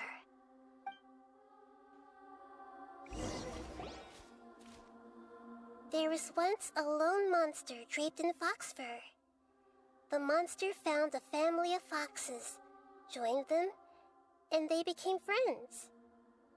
The monster lived with the family day and night, and everyone treated it as one of their own. Once in a while, the monster would take off its fox fur at night and lament to itself as it gazed at its reflection in the water. I am a monstrosity, yet they are too foolish to see it. I pity them. But the monster soon found solace when another came to live among the foxes who was not their kin. A kitten, carved from the wood of a white tree who had been abandoned by the humans. The kitten too wished to become a fox, but its tail was too slender and it could not grow a coat of richly colored fur. Yet when the other foxes saw this, they spoke words of comfort to the kitten. Even without a tail and fur like ours, you are still one of us. Furious at this happy resolution, the monster lit a fire on the mountain. The terrified animals panicked as the fire spread. The only way to extinguish the flames was to make a sacrifice. A gray fox stood up and addressed the monster. It said, "You are the cleverest among us. Surely you can help us find a way to solve this." The monster smiled, led the fox toward the fire, and murdered it. The gray fox's heart was turned into a beautiful drop of water, clear, spotless, and pure. The monster gave the heart of water to the kitten, telling him, "The foxes have decided. You are the one who must be sacrificed. Take this, quench the flames, and die for your fox kin." The fire was extinguished, but the kitten lived. It left that side of the mountain and found a little bird who had a broken wing. The two promised they would spend their whole lives together, but the little bird did not have long left to live. It passed away soon after. After burying the bird, the kitten left the mountain for good. Never again would it cherish a single creature nor a single blade of grass that stood on that mountain. The kitten spent the nights wandering aimlessly, gnashing its teeth at the moon.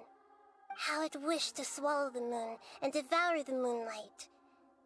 If the world could only return to darkness, then it would finally be peaceful and content. I will become the new moon, the answer to everything. Then, no one will know that there were once birds, foxes, and cats in this world. And no one can know that they were different.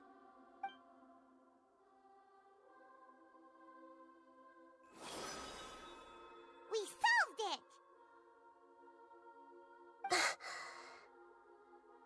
I remember now. This is not just the balladeer story. It is his very own memories. I made a backup so that it would be preserved no matter what happened. To become a god, he was experimented on and modified countless times. It was brutal torture, and the only reason he was able to survive is that he was a puppet. This memory was extracted from him by the scholars. Presumably, they kept it to have something to defend themselves with. Creating a deity was just the first step. Some of them wanted to be able to control it. That's why they backed up his memory for later use. I buried it deep inside one of my own dreams, and then hid it inside an allegorical story so that it wouldn't be altered. It's hard to believe that this person really existed, let alone that he tried to get rid of us on more than one occasion. Paimon has no memory of him at all. He completely vanished like a puff of smoke. The balladeer agreed to help me look for information about the Descenders, and although he was unsuccessful, he still helped you. Before he vanished, he confirmed an important detail, that Conria was where your twin first came into this world. We still don't know how the change to Irminsul will affect the senior ranks of the Fatui, but in all likelihood, they won't even remember their own Harbinger. It sounds like Paimon wouldn't like this guy a whole lot if he was still around.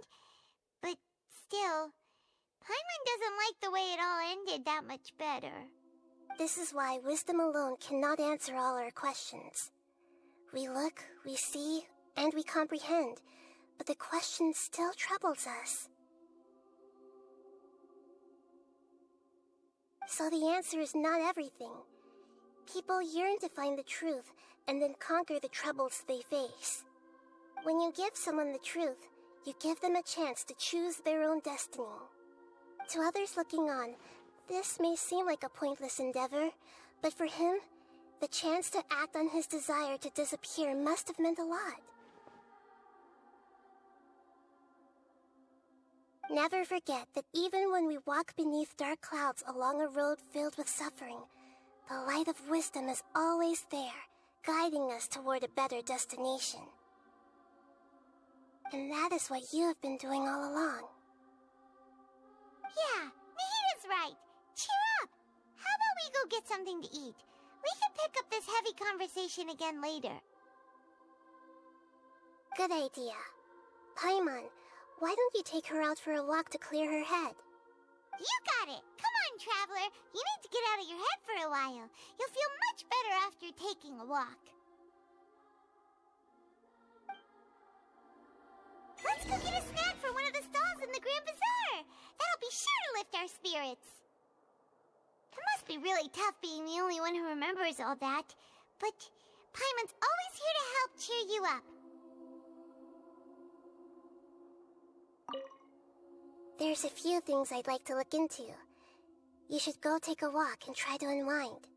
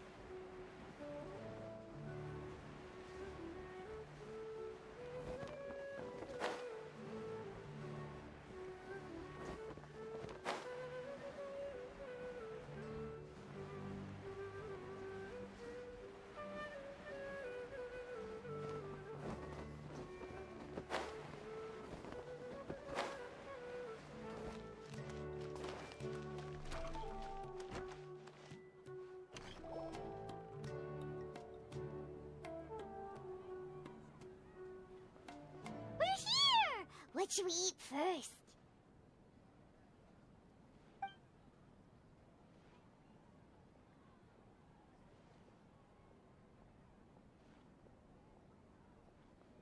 Hey, are you gonna answer or what?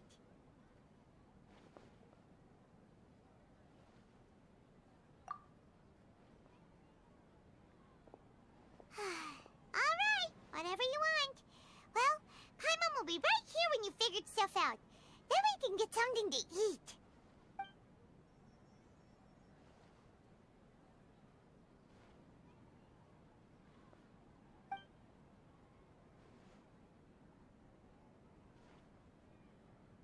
What is it? Have you figured it all out?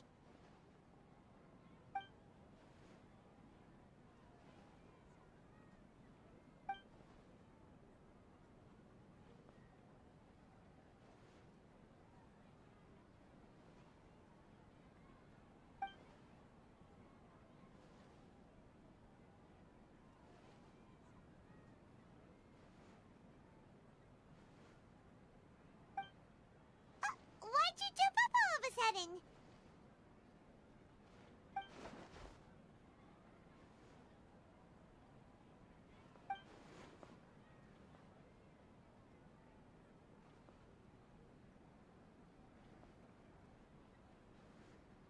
Excuse me, boss. There seems to be a small problem with the last bill. Look, here.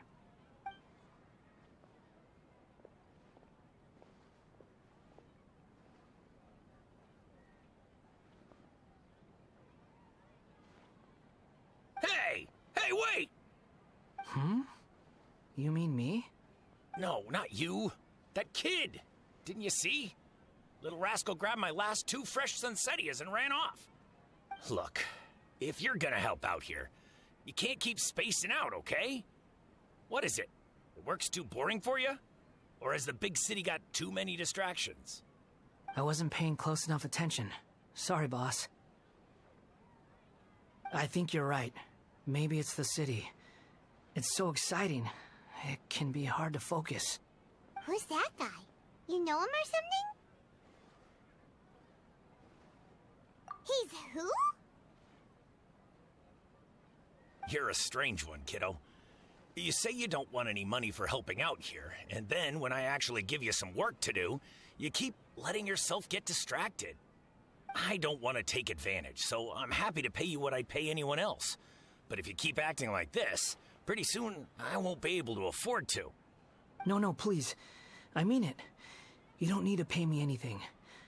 I'm just so thankful you agreed to take on an outsider like me. You're welcome, I guess. But I got bigger things to worry about. Look, we're all out of Sunsettias, and I promised the lady down the street I'd deliver a fruit bowl this evening. Leave it to me. I'll find some more. Just a moment. I'll be right back. Stop. I'm gonna level with you, kiddo. I've never met a worker who said they didn't want a wage before. And at first, I got greedy. Couldn't believe my luck. But I figured you'd start asking for something in return eventually. You don't want money. You don't take days off. And in your free time, all I see you do is wander around, taking in the sights. Are you a drifter or something? That's right, I am. We can talk more about that later. First, let me get those fruits you needed. Sunsettias, was it? I'll be right back. Hey, what do we do now? Okay, stay out of sight. Don't let him see you.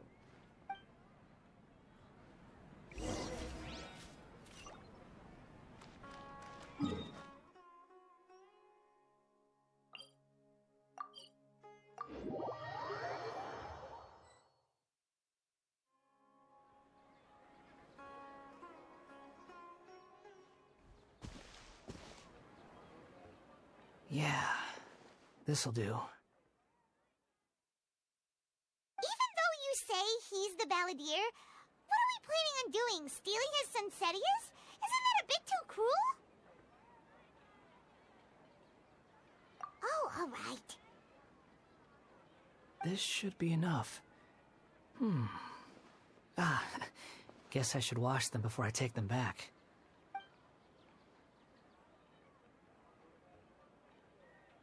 Huh? You two over there. Is there something I can help you with? He spotted us! You've been following me all the way from the city. I'd have to be blind not to notice.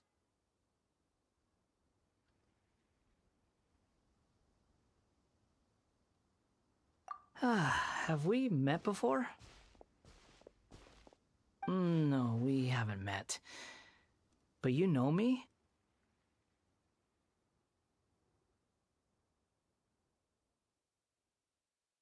I have no recollection.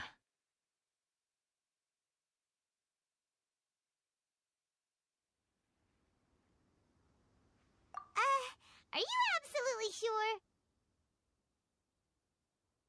Sorry, but I just can't take your word for it.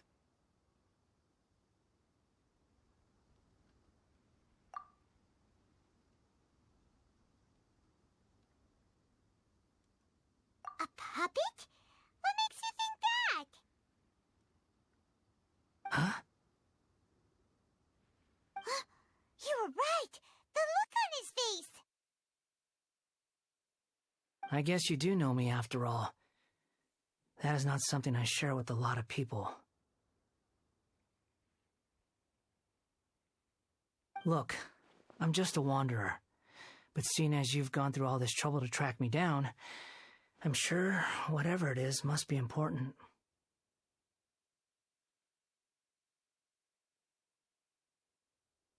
Okay, but please let me deliver these goods to my boss first. Are you really working for that guy? He said you don't want any more for it. Is that true? Yes, I ran into him out in the wilderness during a storm, and he let me take shelter in his cart. In return, I said I'd be his helper for a while. That's oddly nice of you. Let me take these back. Then I'll come with you, okay? Then let's return to the city.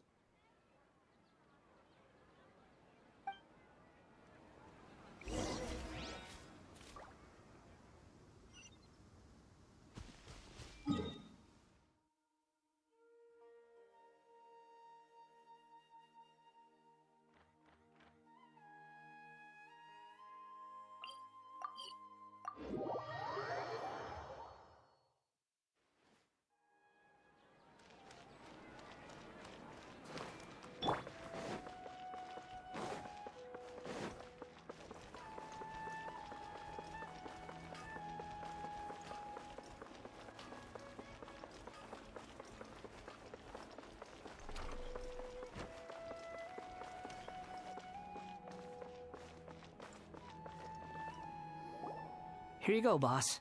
I'll leave them right here. Oh, you really went and picked some more. Who are these two? Something's come up, and they need to borrow me. Sorry, boss. I'm afraid I'll be away from the stall for a while. I was just about to pay you anyway. Go wherever you want, kid. Don't waste your time here. What? I get it, okay? You just wanted to help me out, to thank me for giving you shelter from the rain that day. Even then, I don't understand why you're so adamant that you don't want any pay for it. But look, it was pouring down, and there you were, sauntering along without a care in the world, like you had nowhere to be and didn't even care that it was raining. Imagine you were me for a second. It's a little weird, right? Why is this guy traveling during a rainstorm if he's not trying to get somewhere? And why is he taking a shortcut through the open country if he's not even in a hurry? But anyway, taking you in didn't put me out even slightly. You don't owe me a thing for it. Certainly not all this. Your time is valuable. You know, you should go live your life. But I don't...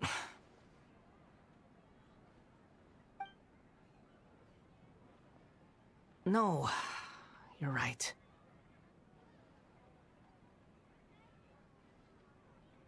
Then I suppose this is where we say goodbye. Thank you again for taking me into the city. Don't mention it, kiddo. I've run into all kinds of characters over the years. I just hope you find your path. Thank you.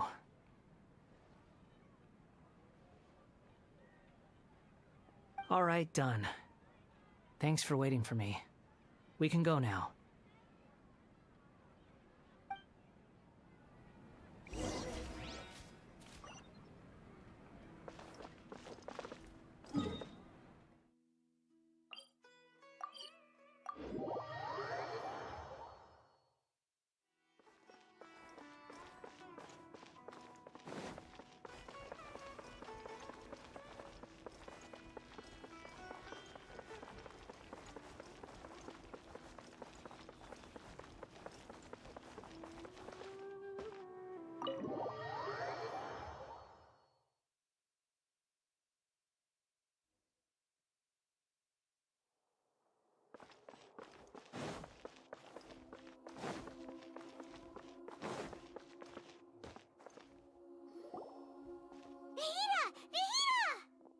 What's wrong? Huh? Are you? Hello. I do apologize for the sudden intrusion. We found this guy in the street, but he doesn't seem to remember anything. So, yeah, quite an eventful walk.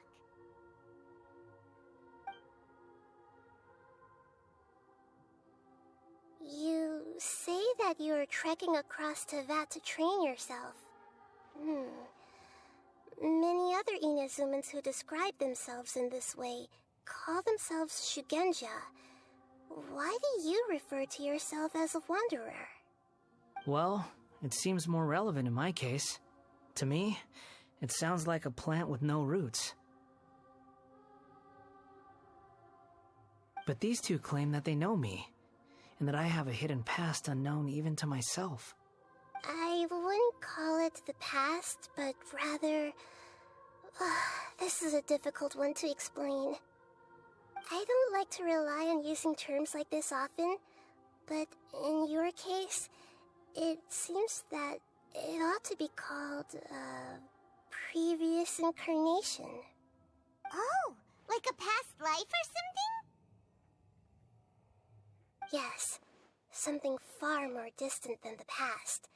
So far away that you cannot perceive it. Okay, I have to ask. What was I like in my previous incarnation?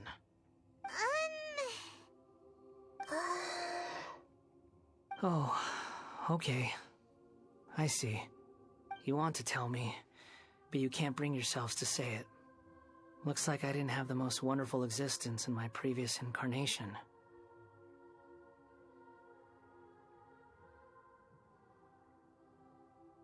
If it's that difficult to talk about, I have no doubt it will be just as difficult to hear, but I'll be able to handle it. Please, tell me the truth. Is truth something you care a lot about? Yes. Then I'll be straight with you. In your previous incarnation, you did many things that would be considered evil. You nearly died because of what other people did, and many died because of you. As a non-human being, you hated gods and humans alike. You drifted from place to place, never able to settle, even where you found status and identity. You adamantly believed that you were missing a heart. Actions rooted in persistence sometimes bear bitter fruit. Sometimes, you have to let parts of yourself go, or you'll never be happy.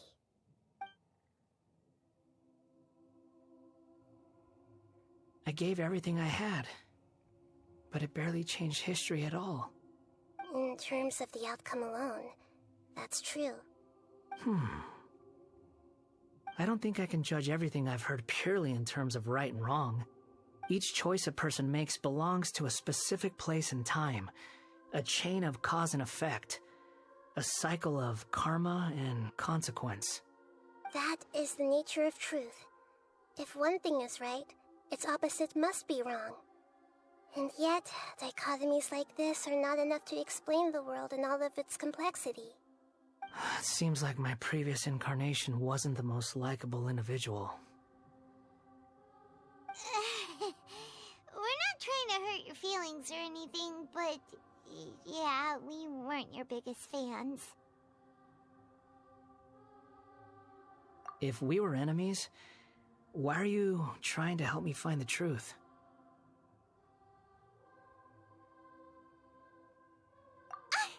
This is so frustrating! This guy's supposed to be our arch enemy, but now he's just some random stranger we met on the street! He's got so much to answer for, but we can't make him talk because he doesn't remember anything. What a weird situation. Lesser Lord Kusanali, as the god of wisdom, I trust that everything you told me must be true. Yes, it's all true. I can even show you the memories themselves, if you're willing. Please, I want to see them for myself. I want to experience my own transgressions. Even though it will cause your present self great mental anguish? I'm just a puppet, with no heart and no name. There is nothing in this world for me to cling to fill the void within me. Except maybe these sins that can never be undone. Very well. As you wish. Wait, shouldn't we go with him? This one's kind of on us for bringing him here. Don't worry. Whatever danger I might face, it's my burden to bear. Traveler, could I ask you to supervise him on my behalf? Oh, good point. Given your, unique situation, we'd better keep an eye on you. Understood. Thank you. Now, prepare yourselves, everyone.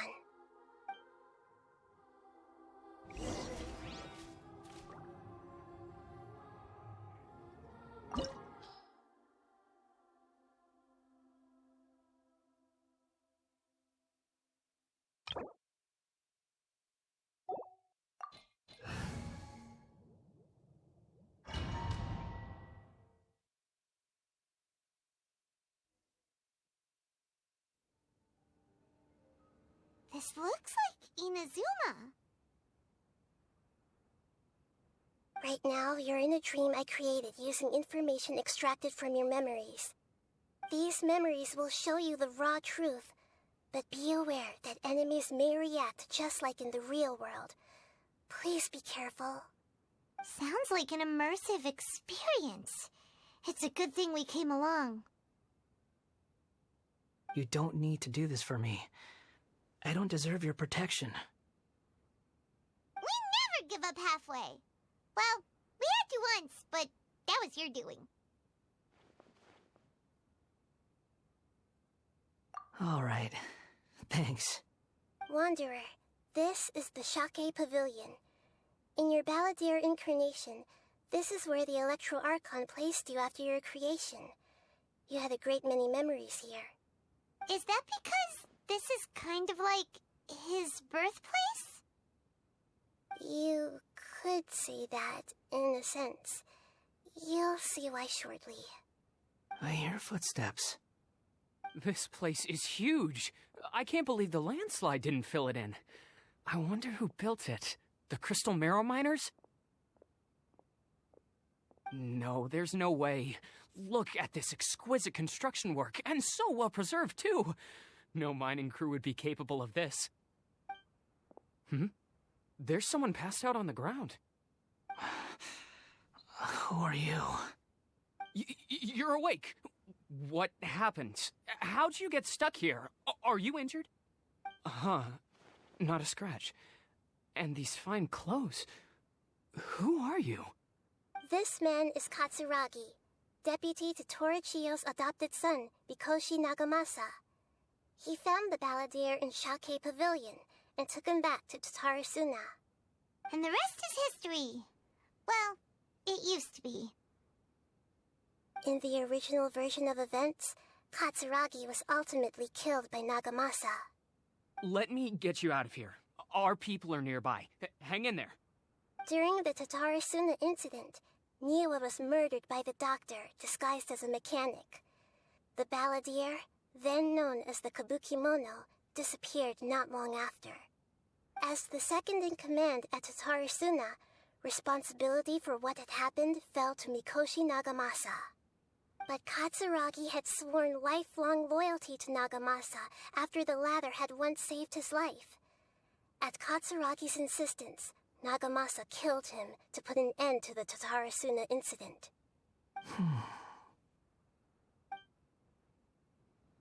Katsuragi seems like he was a good guy. He looks like a warrior, but he has a kind face.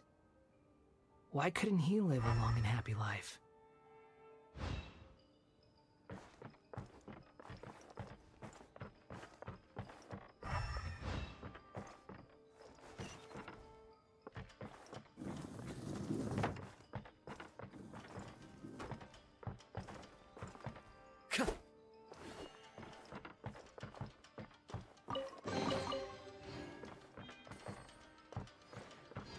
Nagamasa, I found this young guy in a cave sealed off by a landslide. He doesn't remember his name. Well, we need to call you something. I hear the workers are calling you the Kabukimono. That's fine with me. Katsuragi, report to Niwa. Tell him we have someone new joining us.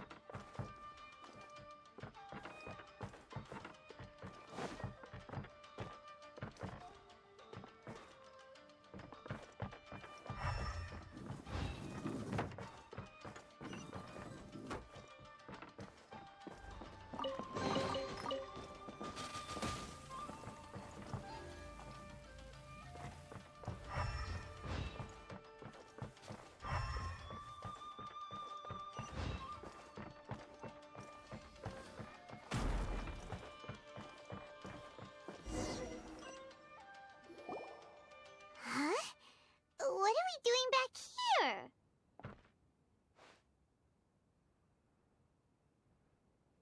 Whoa, this is where you were born? It's pretty, but there's nobody here. I was abandoned, like you. I lived here for a while at first, but there's nothing for us here. We can't stay. Okay. I heard my mom and dad used to make swords, but the factory manager died, and then my dad got sick.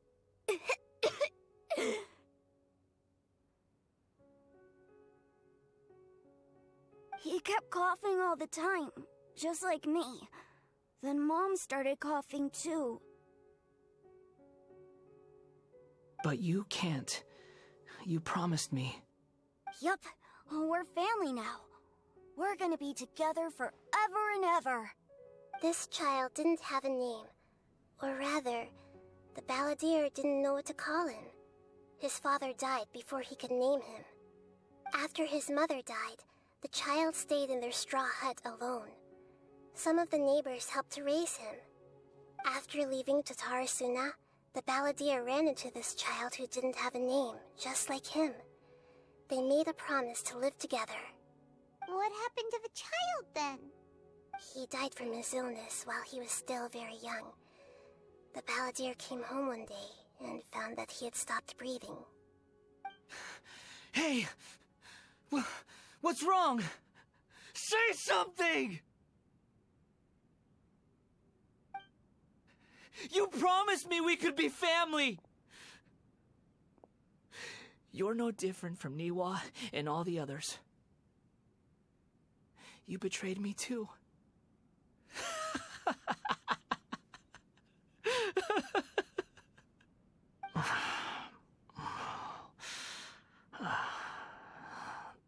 The voices have gone. It looks like the memory ends here. Let's keep going.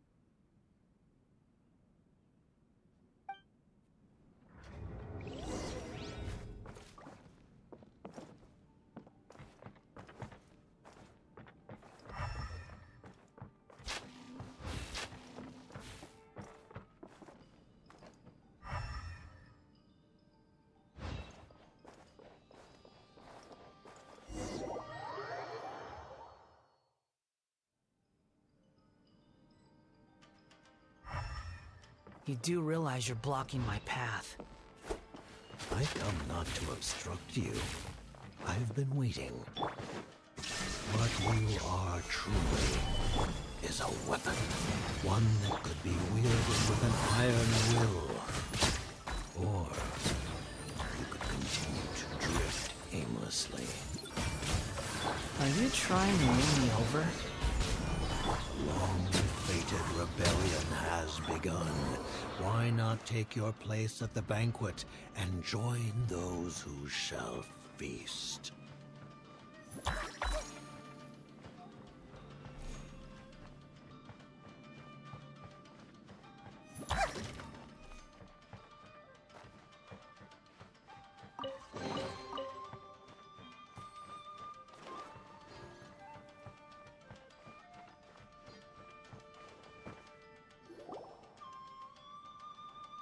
This place is dark.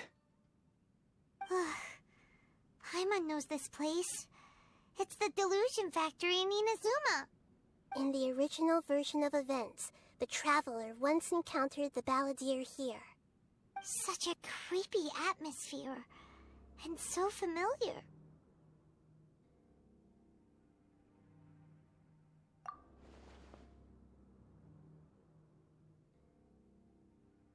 Hey, look over there!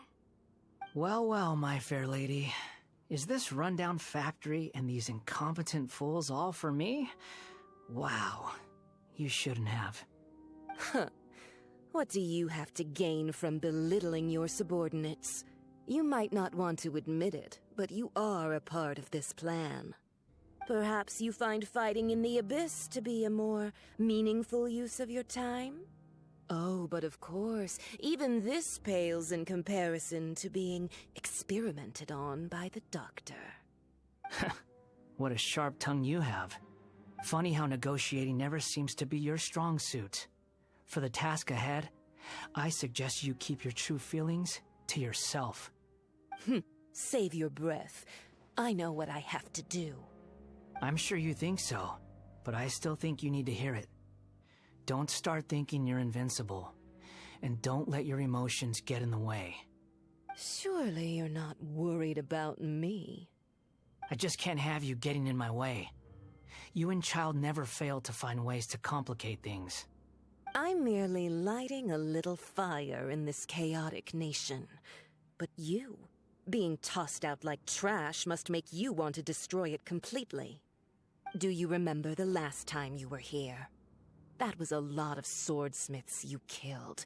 I'm sure the descendants of the Raiden Gokaden are still suffering the consequences now. Look at you. Oh, don't get so sentimental. Now, give that poor little tongue of yours a rest and stop pretending like you're above everyone else. By then, see you at the victory feast. Poor little tongue? She's playing with fire talking to me like that. Who does she think she is? Forget it.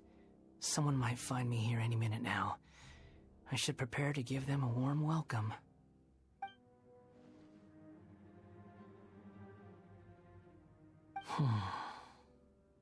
The plot does not end here. There is more of this story to come. Wanderer, are you able to continue? Yes. Please don't worry about me. Why are you staring at me in silence? Can't you think of a nicer way to express yourself? I'm under no obligation to be nice to you. Besides, I thought nothing mattered to you except results in your own interests. Isn't that right, witch? Muddle-headed puppet. You're only number 6 because you can take more abuse than other humans. Do you really count that as an asset? You're about as much fun to be around as a raging inferno. But before we murder each other, it'd be best if we finish our duties.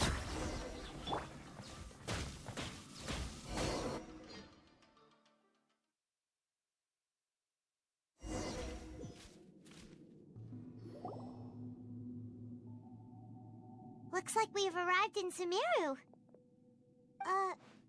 Is that? Considering that Amorta's sage, Nafis, refused to join this project, I'll take part in the experiment in his place. Welcome.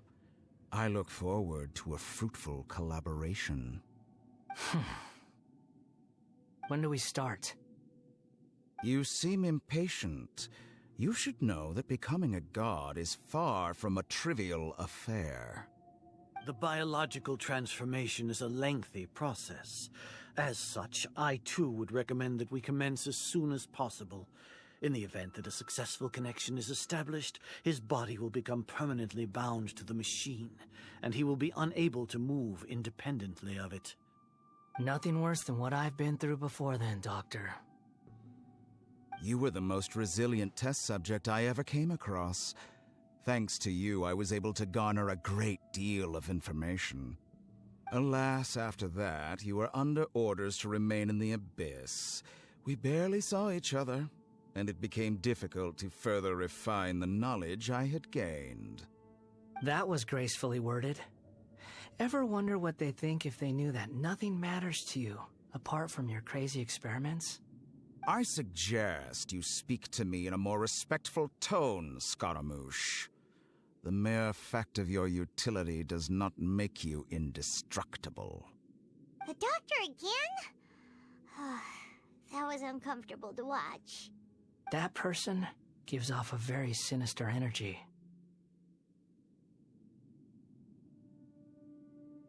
It's normal for him to give you the creeps. He scares the bejeebers out of Paimon. Let's move on.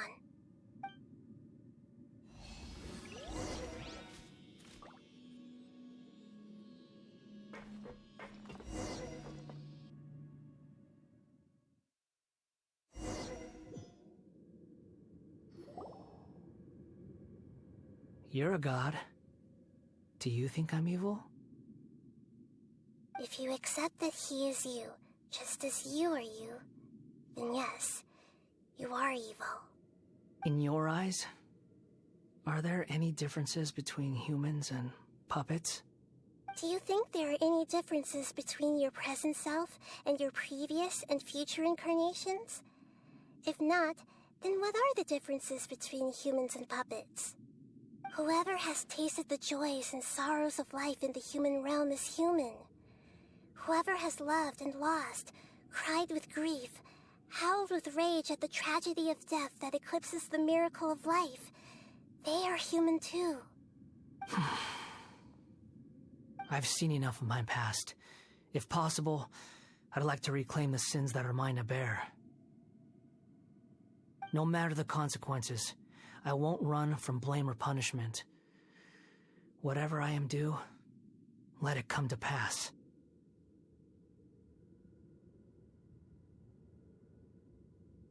Can you return my memories to me? Huh? But won't that mean you'll lose your current identity? I've always believed that human lives follow a set of rules, with each person being a collection of past experiences.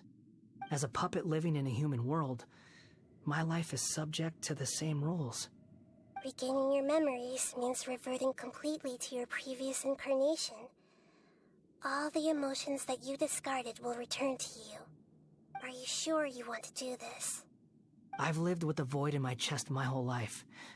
My creator didn't need me. And ever since I awoke, I've just drifted from one place to the next. But then I met you. And I finally realized that reclaiming my missing sins might be my one opportunity to become my true self.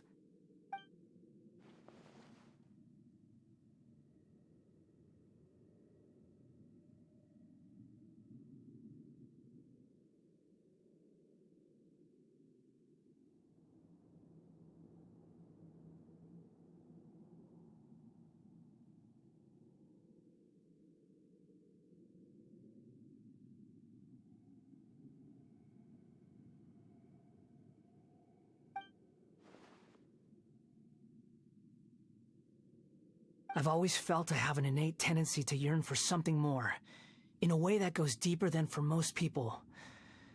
But for all my soul-searching as a Shugenja, I've never fully understood it. Looking at it now, it seems that I brought this curse upon myself.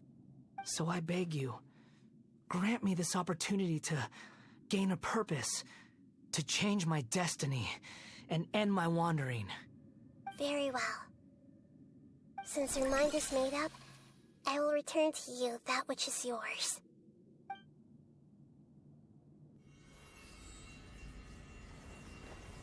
You have made your decision.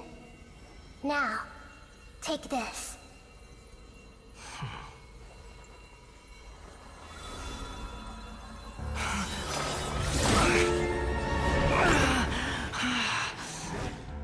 Set him free. A puppet? What's he doing here? You're a human as far as I'm concerned. Everyone's here. Wonderful.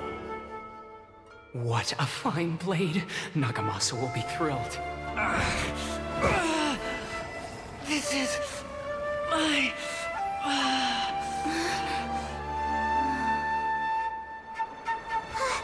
Is he alright?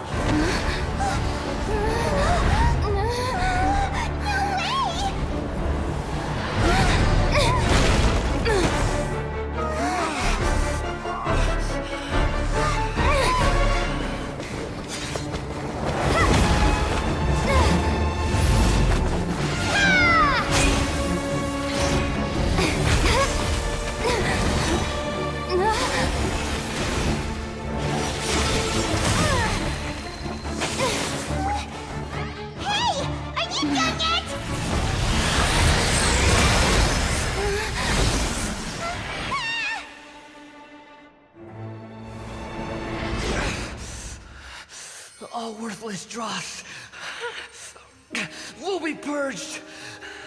That's why this won't be the end.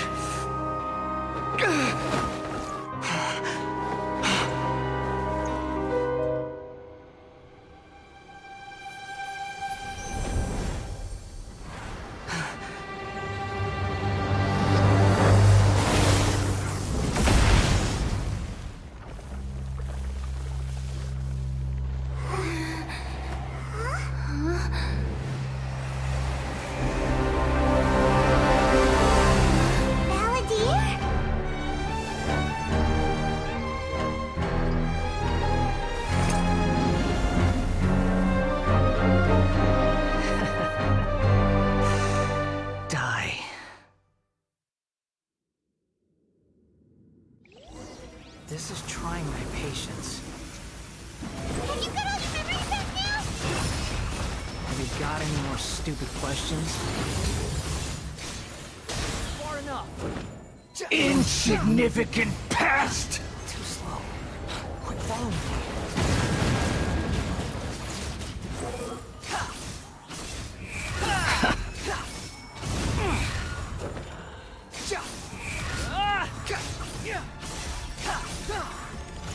At my command, you shall fall!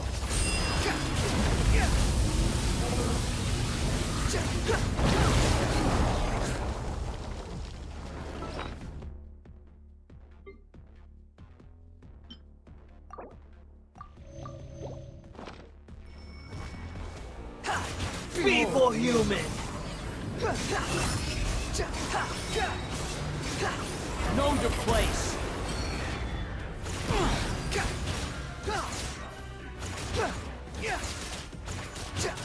The wind rises. Churn!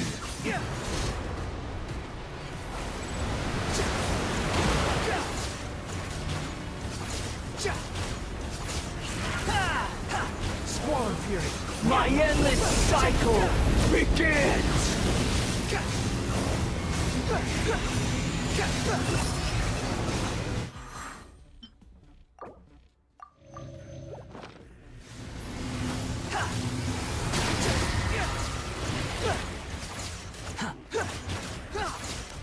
Feeble human!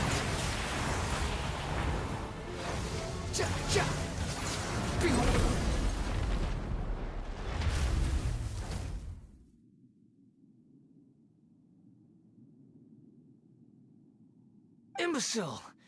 Get out of my sight. It disappeared. Did we win?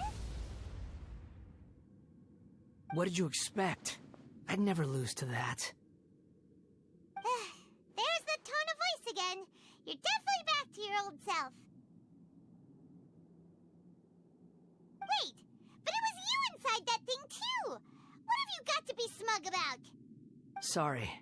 I'm harsh on myself and everyone else. Just the way I am.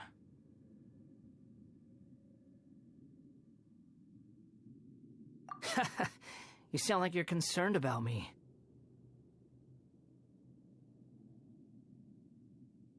But don't worry. Thanks to you, even if I didn't change a thing, at least I now know the truth.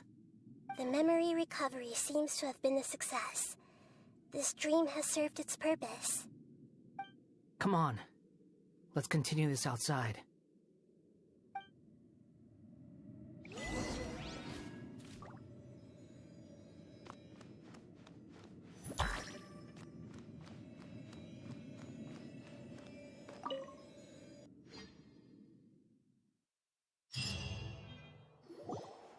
Welcome back, Traveler, Paimon, Balladeer. It feels like we just went on a really long journey. Paimon's exhausted. You don't like being addressed by that name? It's fine. But I was just thinking, I should probably change it.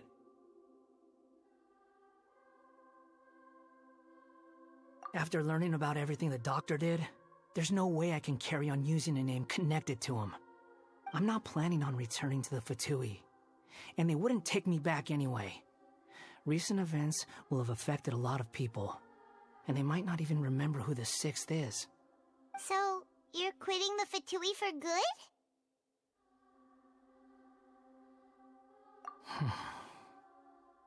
It's like you said, Lesser Lord Kusanali. Everything may look futile, but it wasn't completely meaningless.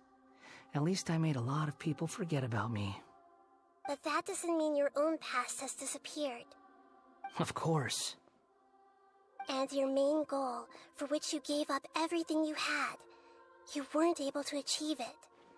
I hope you can see and understand that.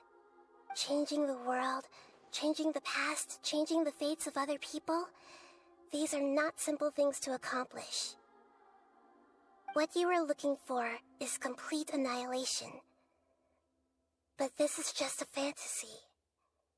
Even if the Balladeer is removed from existence, the world will not heed your will. Indeed. How ridiculous. Do you regret doing all that when you've gotten so little in return? Even if I'm completely worthless, there's nothing in the world worth regretting. Lesser Lord Kusanali, you purposely left that information in Irminsul, didn't you? Yes, and I took pains to make sure that you'd acquire that information naturally. Why would you go to such lengths? You trying to win me over too?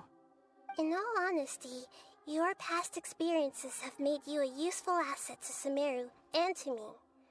Winning you over was indeed a part of my plan. But before that, I wanted to tell you the truth about your past. If all I wanted to do was use you, then I'd be no different from the doctor. Very clever. I guess you could say that's one of my virtues. Utility to others is what gives me worth. So if embracing my sins is what it takes to make me useful again, so be it. Oh right, I almost forgot. You're the good guys. You're into justice and all that. Sorry if I have a slightly different perspective on things, but I don't feel like I've been duped. The wisest leaders are fated to end up with the best helpers. I can live with that. I'm glad you're able to think of it in that way. Traveler, in the future, I'll continue to search Irminsul more deeply and see what secrets can be uncovered, including the beginning of your twins' journey recorded in Irminsul. What exactly happened before and after that point? I want to know as well. I will try. Traveler. After I dove into the information torrents in Irminsul, why did you go to Inazuma?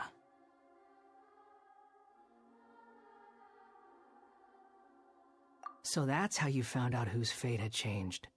And how? Well, whatever your reasons, you did me a favor. And I'll do everything I can to pay it back. Borrowing and returning are the only real relationships between individuals. I'll balance the books one day. Don't you worry. That's not true. A relationship between two people is not simply a ledger that can be reset to zero. I think deep down you realize this. People who show up in your life don't just evaporate like water drops and leave nothing behind. There is no such thing as balancing the books. Some things in this world can never be brought back, and they can never be changed, which is why there is emotion in the human world. Everything that you feel is real and lasting, and whatever is missing in you will not be made whole. To be human is to live with imperfections. You can choose whether or not you want to be human. But humans can't live without a heart, can they? Anyway, I gave up trying to become a human a long time ago. You understand what pain is perfectly well, even without a heart. You're just bearing your feelings. The past is set in stone, but you can keep moving on. And the longer your future lasts, the shorter your past will become, until one day, it is but a tiny fraction of your life. Sounds like you've got a future planned out for me.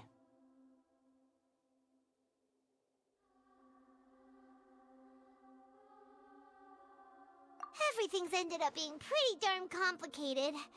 Paimon doesn't even know where to start, but the most important thing now is that you need to follow Nahida. Otherwise, all our efforts will have been for nothing.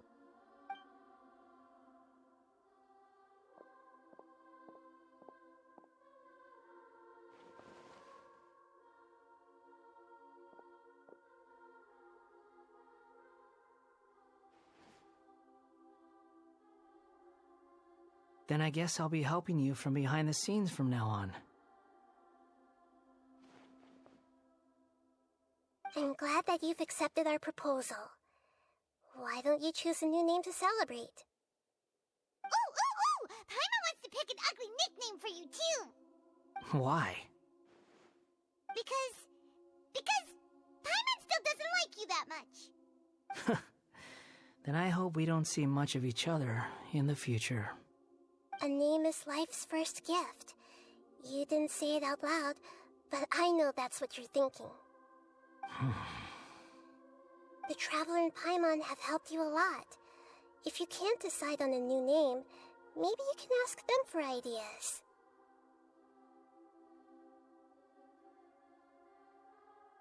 No, Paimon only does nicknames. If it's a serious name you're after, it's all yours.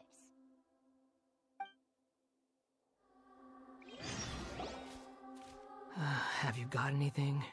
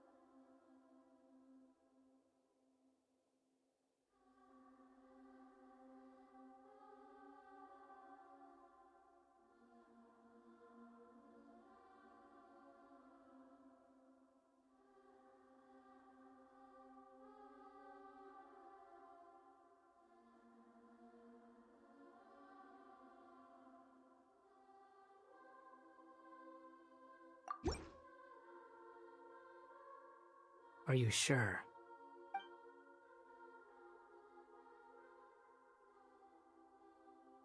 Oh, all right, if you say so.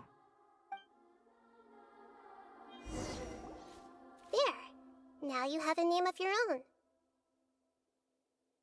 What about a nickname? Are you done yet? Still thinking. Stop rushing me! Take your time. I don't need to see you again until you've thought of one.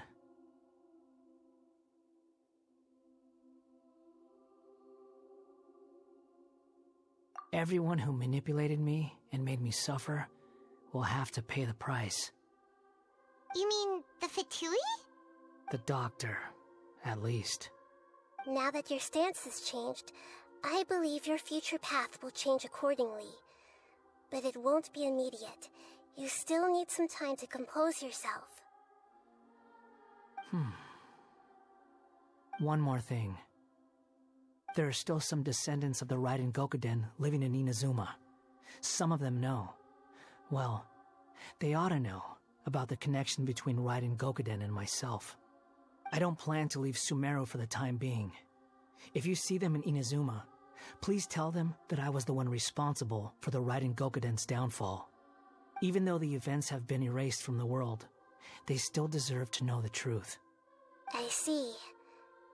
That is up to you. Huh? But if we do that, then... It's fine. Let them stab their blades into my chest if they so desire. Maybe that's how it always should have been.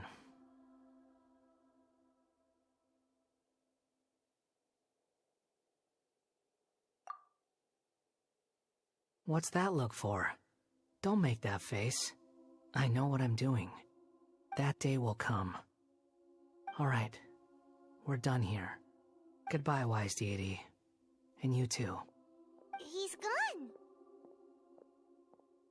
What he went through today would have been like living an entire lifetime in an instant. He'll need some time to calm down. Yeah, true. But even so, after everything that's happened, he doesn't seem quite as fierce anymore. So we can finally go eat? Paimon is starving.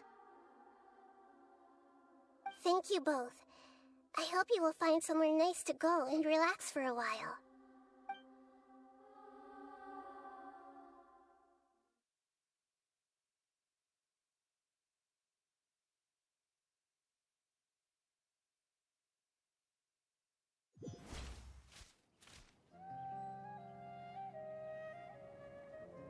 I've got it! I can end my novel with some words from Mikoshi Nagamasa. You mean because everyone else in the story is dead? Yeah, I heard that Mikoshi Nagamasa died at a ripe old age. He's the perfect fit to be the narrator of the epilogue.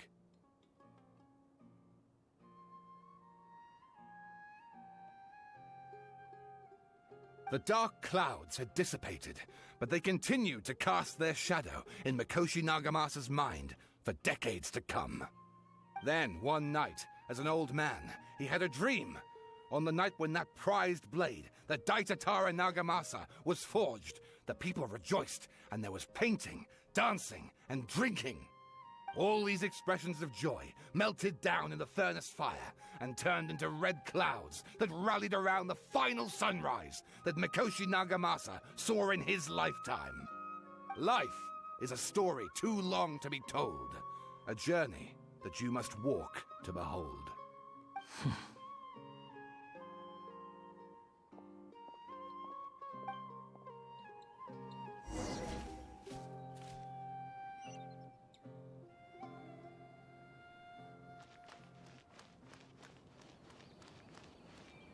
Akaba, thanks for inviting me to research together.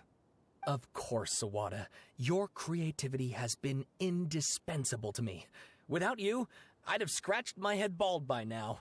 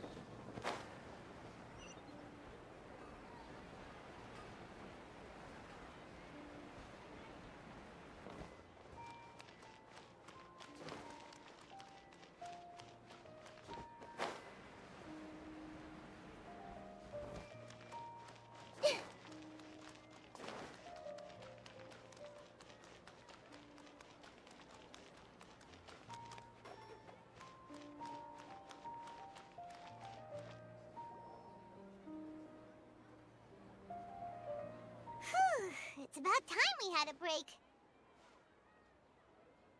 As soon as you stop, all the tiredness and hunger comes rushing back. Wow, great! Huh? Look at the vase.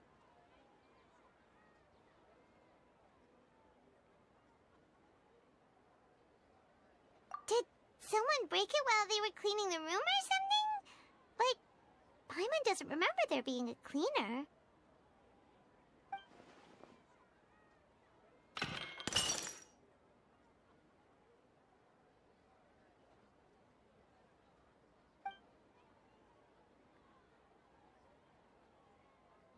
You sound lost and confused.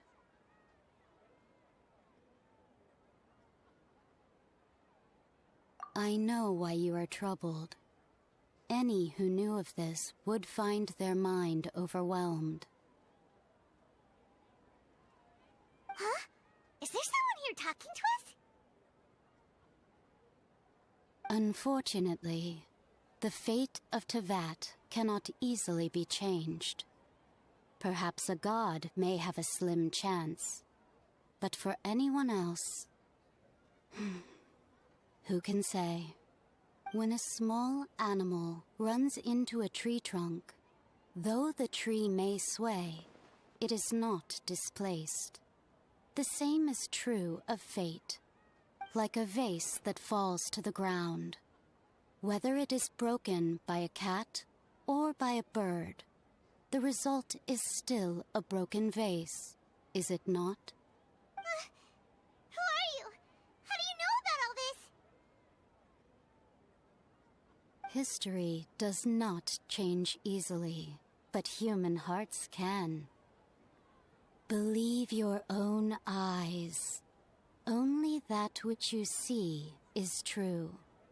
What is unseen is but an illusion.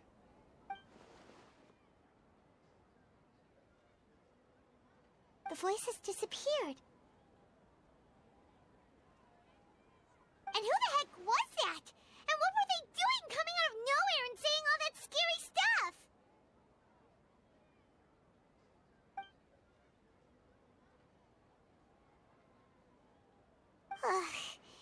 Anyway, that vase is still lying there broken on the ground. Should Paimon go get someone to clean it up? It feels wrong just leaving it there. Just a moment. Paimon will be right back.